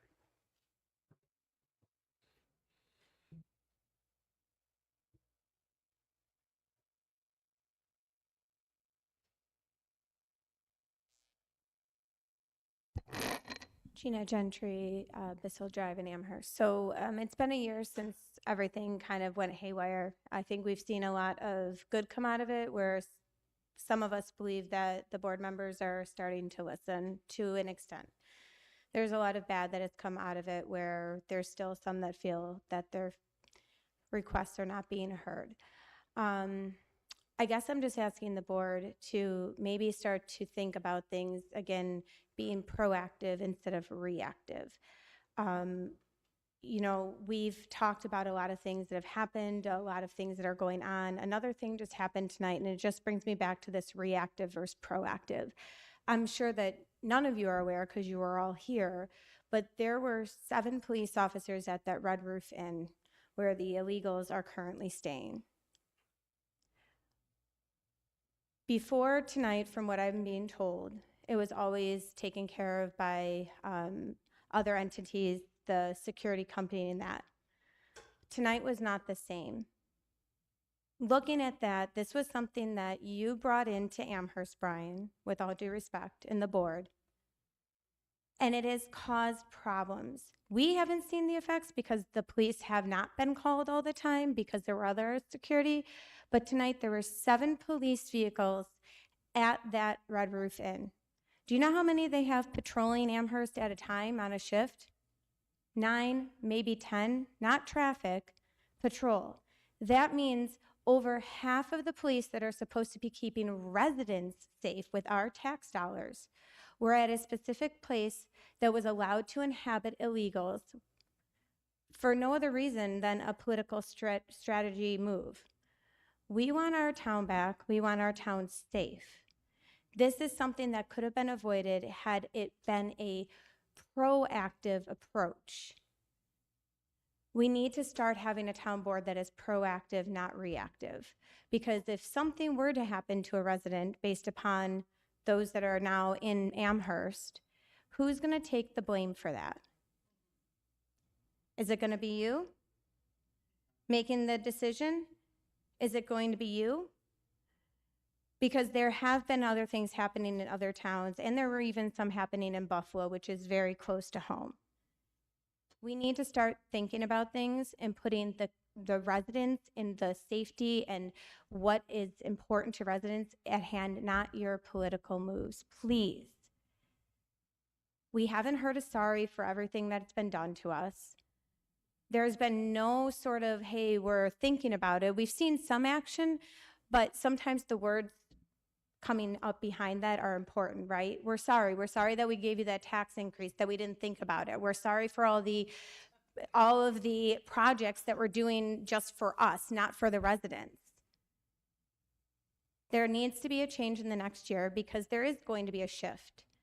And I don't think that it's going to be a shift that anybody on the board is going to be happy about, but people are still upset, and we need to start seeing the difference in proactive versus reactive. Thank you. All right, Tom Frank. Tom's here. Tom.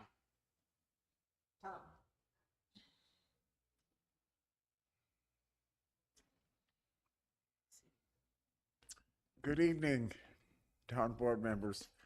My name is Thomas Frank, and I reside at 5403 Main Street. And I was just at the village board meeting. It's interesting how the village board meeting and the town board meeting are meet at the same time. And because what I'm proposing is an intermunicipal cooperation agreement for the Amherst Central Park Greenway with the Amherst, the Glen Park Joint Board to act as the organizer for a 5-year development project, which includes the connection. This was in the plan, the community plan for the village, was to connect the Glen Park to the Amherst State Park. And specifically, it has to do with an adaptive reuse of the asbestos-contaminated facility, which has been unoccupied for about 15 or 20 years. And that I hope that you got in touch with Andrew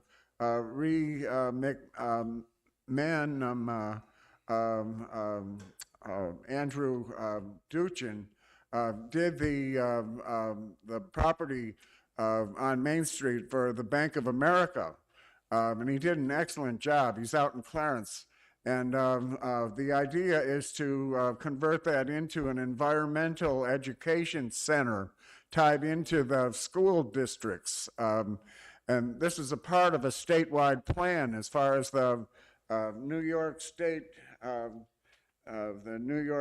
Parks, Recreation, and Historic Preservation.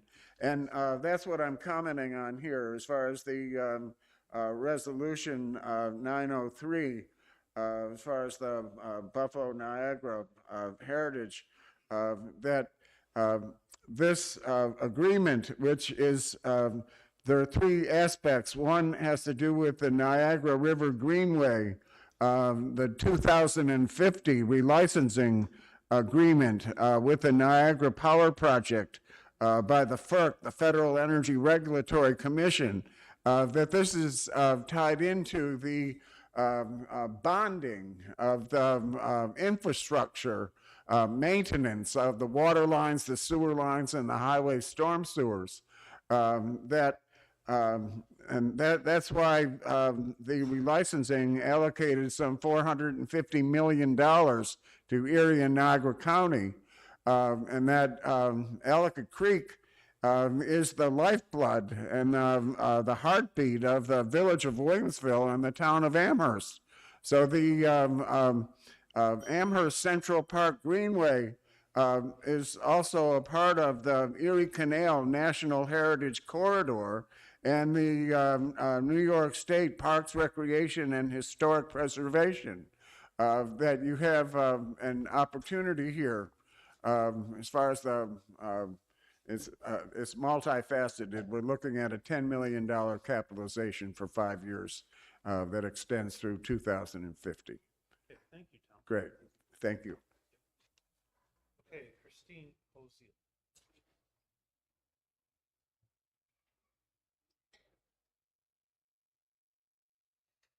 Hi, good evening. My name is Christine Koziel. I'm at 59 Kingsway Drive.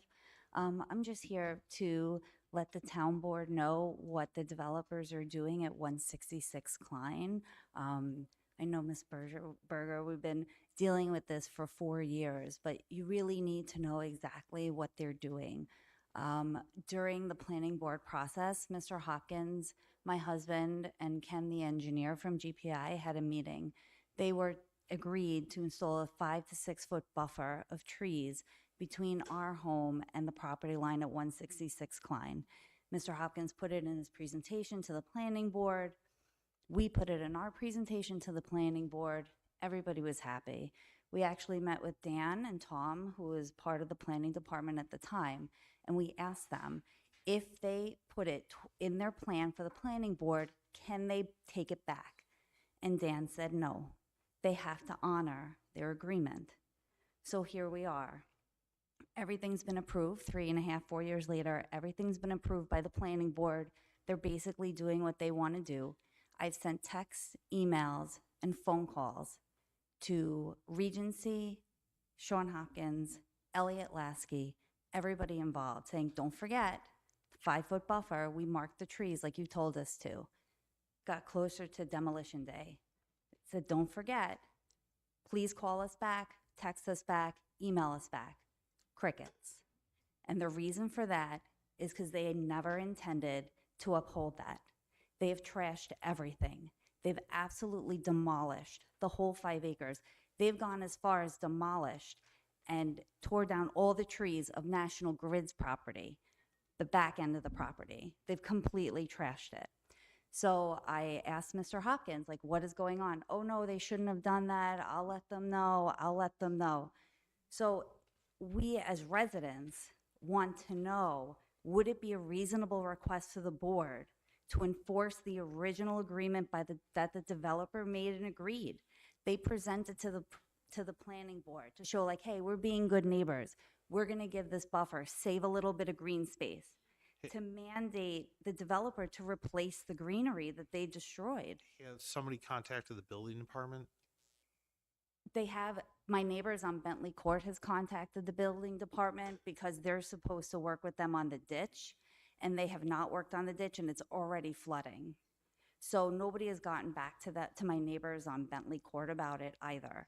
I did send some pictures to the town board earlier today. I know you said that you reviewed them. The height of the road that they're building, it's like these homes are going to be on a hill. My other neighbor tried to send some other photos that I have here. He was unsuccessful. I know my neighbor Dennis is going to speak to the height of the road. It's atrocious. And National Grid, and just to let you know, I actually had to go out and prevent the bulldozer from demolishing part of National Grid's property because they own a small strip at the end of 166 Klein. So I went out there, I'm like, this is the property line, because they marked it off. And I said, this is the property line, you cannot go past. The gentleman running the bulldozer said, I'm so sorry. He was very kind, said, okay. So then I happened to be working from home that day. I saw the construction manager, and I told him, I said, what are you doing? You're supposed to keep the the trees. He goes, yeah, I don't know what you were talking about that. He's like, show me in writing. And that's when I knew that it was never going to happen. Actually went to the planning department. I spoke with Mr. Palumbo, who was very kind, and he showed me all the plans, and he said they never included it in their final plan. So I just think, like, and I remember sitting in, which feels like a million planning board meetings, and listening to residents say, oh, well, they told us they were going to do this. They told us we were going to do that. And when I got the reassurance from the planning department, like, no, they have to uphold this agreement, it was devastating. I mean, these trees have been growing since forever. And now one of my neighbors got a quote for $8,000 so she can plant shrubs along the back of her property when she had beautiful mature trees there to begin with. So it's really devastating and disheartening. And I just feel like, the town board can't be at every development all the time. Like, I get that, but they need to know, like, what's happening. Like, is that a reasonable request to have them enforce because we asked Mr. Lasky and he's like, no. We're gonna have the building department, and we're gonna meet with them in the morning and have them go out there. If they have to deal with a stop work or something, they'll have to deal with a stop work notice. So, but we can enforce what the agreements are in principle, planning board level, even if they weren't translated on the last plan, as long as it's adopted in the minutes, that should be enforceable. So, but Dan and myself and our attorney will be on the phone with our building department in the morning. Yeah, please reach out because it was just, we're like, oh, good, they're giving us something, right? They're giving us something. And I really honestly think it's like, well, we'll give them what to tell them so like they'll shut up. Like, we've been in a thorn in their side for 4 years and they're not happy with us. And it just, it just felt like I'm just not surprised. If you haven't already talked to somebody at the building department specific to this issue, or if you haven't seen somebody go out, then we'll be dealing with it in the morning. Okay, thank you so much.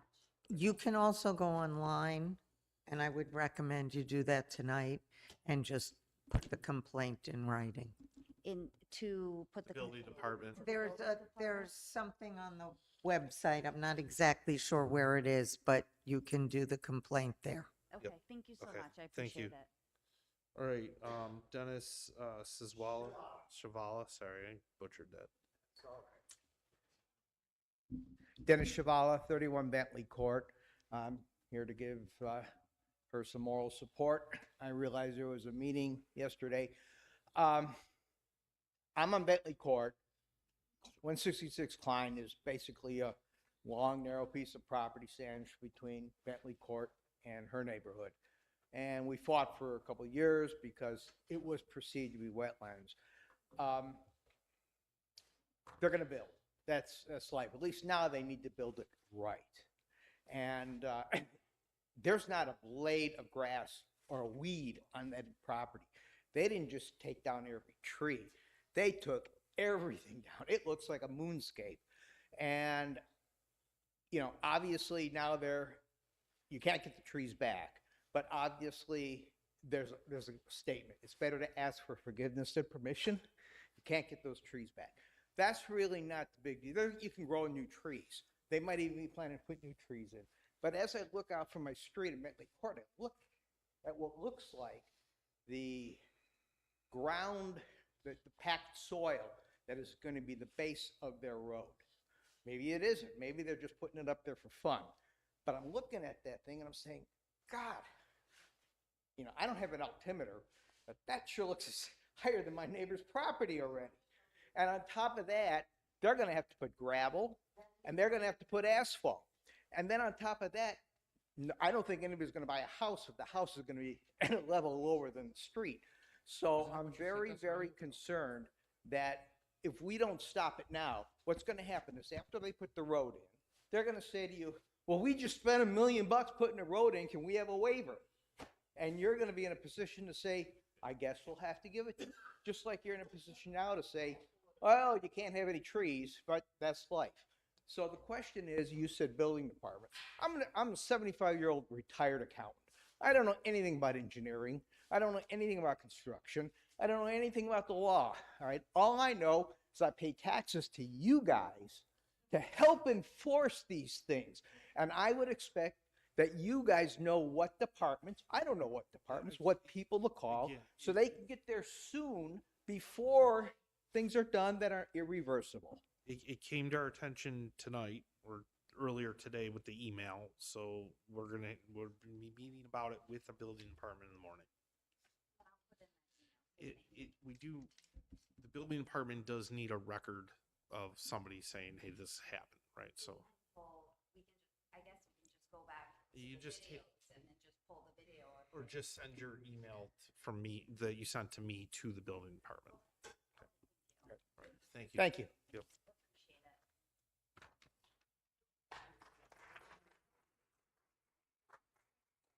Okay, Matt Plunkett.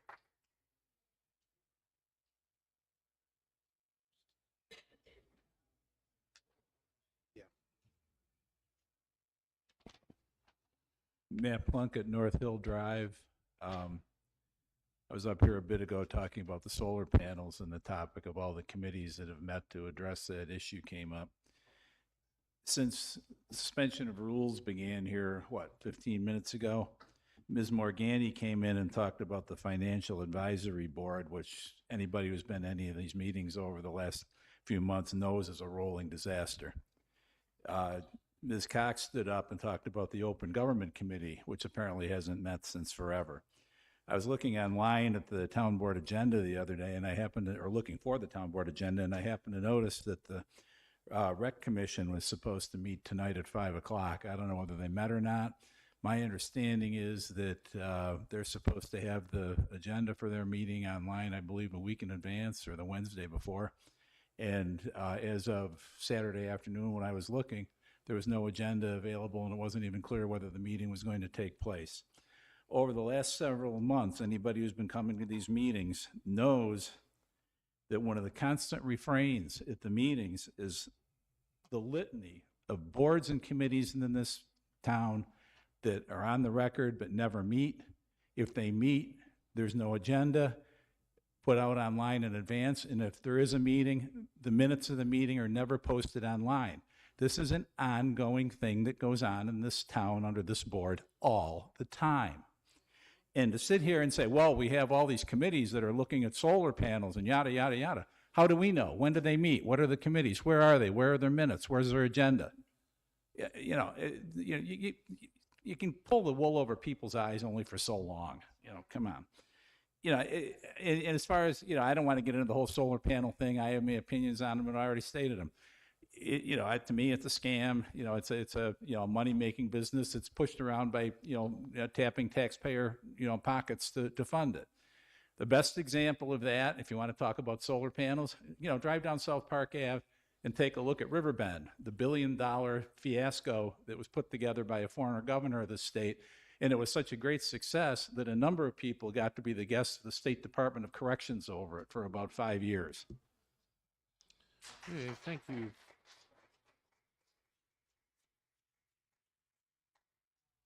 Matt Dubois.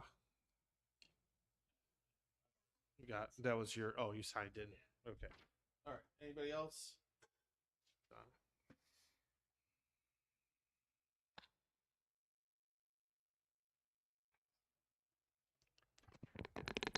Good evening, town board members. My name is Don Smith, and thank you, Matt, for showing me what you used to be. Okay, let's talk about some of these things. The MOU for Buffalo Niagara Heritage Village is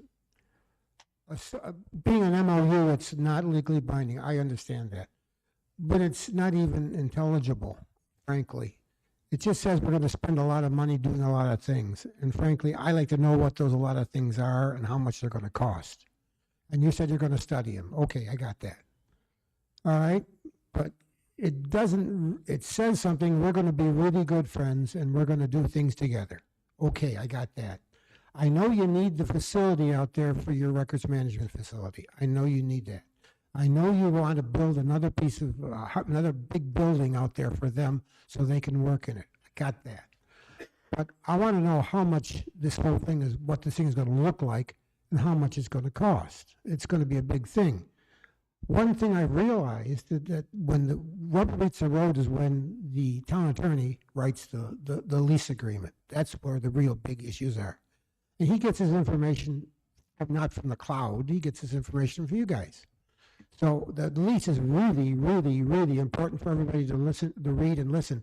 So whenever you see a lease on an agenda, read it really close because it's very important. So that's that sort of thing. For the people here that had the problem with the building department, I really feel for them. And frankly, if I was the attorney for their attorney, I would be very embarrassed that this happened. And I frankly think that's something he doesn't want to be.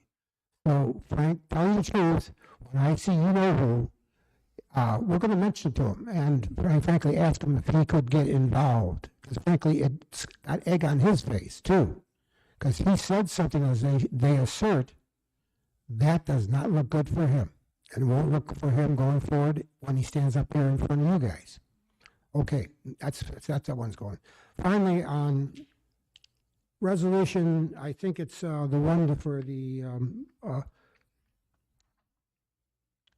915, where you have spent about $126,000 for the Royal Park problems. I don't know where that money is coming from. I don't know whether it's coming from all town money, it's coming from the contingency, or it's coming, whether part of that money represents any of the Damon matching money. I don't know where it's coming from.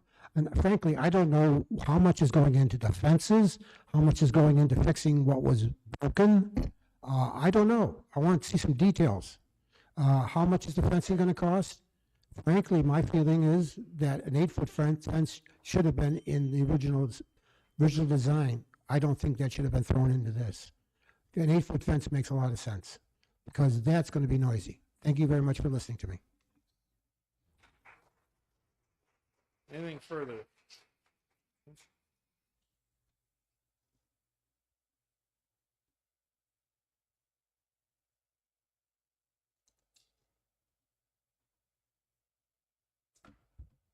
Bob Dirtle, 92 Chateau Terrace. We have a historically designated building at 22 Chateau Terrace. All right. The garage, which was part of that building, was torn down, and Benderson was fined a whole $500 for it. It still sits there, all the pieces, since January of last year. The house has no electrical hookup. Winter's coming. Is it going to be taken care of and winterized, or is it just going to be left to rot? And will Benderson be fined another $500 if the building just collapses or is totally unusable? What's the sense of having a historic preservation committee that designates a building historical if the building is allowed to rot by the town?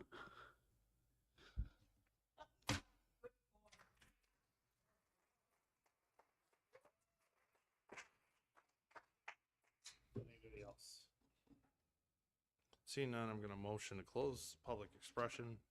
Second. All in favor? Aye. We will answer most of these questions after, address some of these comments after the second round of public expression. Right now, I'm going to motion or ask the clerk to please read this evening's consent agenda. Councilmember Zucala, 1. Town Attorney, 1, 2, 3, 4. Central Alarm, 1. Controller, 1. Contract Compliance, 1, 2, 3. Court, 1, 2. Engineering, 1, 2, 3, 4. Highway, 1. Human Resources, 1, 2, 3, 4, 5. Planning, 1. Police, 1, 2. Senior Services, 1, 2. Sewer Plant, 16, 1, 2, 3, 4. Youth and Rec, 1, 2, 3, 4. Communications, 1. Refer to attorney, 2. Refer to attorney, 3. Refer to attorney, 4. Refer to attorney. Thank you. Okay, I'm going to motion to adopt this evening's consent agenda. Second. All in favor? Aye. Next item on our agenda is the second round of public expression. I'll motion to open that at this time. Second. All in favor? Aye. Further? Okay. Seeing none, I'm going to motion to close public expression. Second. All in favor? Aye. Okay, I'm going to just address a couple of items. First, the committees have been brought up several times over the past year, many times over the past year. The two that get brought up the most are AgFab and the Town Government Open Government Committee. There's there was a government studies committee, and then there was a citizens financial committee, and an open government committee, and there was some thought that we were having dilemmas with some volunteers, so the boards, past boards tried to combine those. Right now, what's clear is that basically the scope and the rules and the organization of those boards or committees leaves something to be desired. And this board, I mentioned it last time that we are intended to hold an open house, or I thought about last time holding an open house. We are going to hold an open house to talk about our committees. And we are looking to reform a lot of our committees in January, which is the time the town board reorganizes. And that would include reorganizing how some of those committees are operated. And we are going to be dealing with that issue. Along the course of reorganization, it's not just the committees that have to be reorganized. This wasn't brought up, but it's something that I wanted to make sure I noted for the record. Cara Biscaglia, who's currently a seated town justice, was elected to a county position. She is intending to leave her town justice position. There will be an open town justice position that needs to be filled at reorganization. We are going to be posting a call for resumes that will come out over the next couple of weeks. We do intend to fill or have an idea of who that person's going to be sometime in December, because we have to have a name available for January because we need to seat a justice. So that couple of reorganization items coming down the pipeline. Those will be open calls for resumes, and this town board does have to appoint to fill a vacancy. As far as a couple other items that were brought up that I wanted to address, regarding the 22 Chateau Terrace, I did mention it last time, though bears repeating. Currently, there was an active Article 78 challenge brought by residents against both the developer planning board that involved Historic Preservation Commission and basically ground all the construction or any further renovation to a halt. While the town's planning board and developer were found to be procedurally correct, and the judge or the state Supreme Court justice found in the town's favor, there was a request to appeal that decision with a fairly lengthy, in my opinion, period requested to perfect an appeal that was granted by the state. And so right now, we're not allowed, nobody's allowed to touch that. The town can't go in and cite Benderson. Benderson can't do anything because the state is allowing an appeal to take place or an appeal to be perfected. Sam, did I misspeak or step out of turn on that? Okay. Oh, we do have a couple of positions that we are trying to fill in the town attorney. We have gone through our second round of requests for resumes for that. Also regarding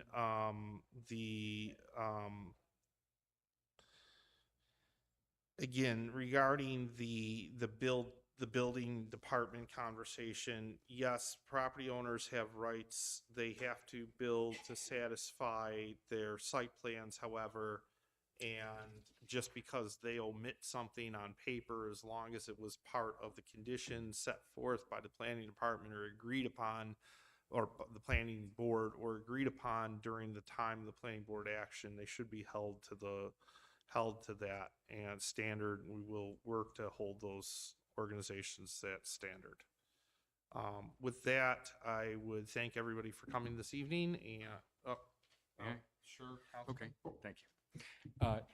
Yes, I want to second what Brian said. There's been a lot of discussion about how committees work and what committees. if you see the list, it's in the minutes, which committees are necessary, which committees are not, what their authority should be. Other questions that come up with committees are how many people should serve. Some committees, maybe they only need 3 people, some 5, some 7. And appointing people to a committee and then having us later decide that that's too many, numbers should be smaller, is unfair to those people who volunteer and dishonest. It's been a difficult process, but we're working through it. And at the reorganization in January, we should have, if not all, certainly most of these questions solved. Okay, with that, I'm going to motion to adjourn the board meeting.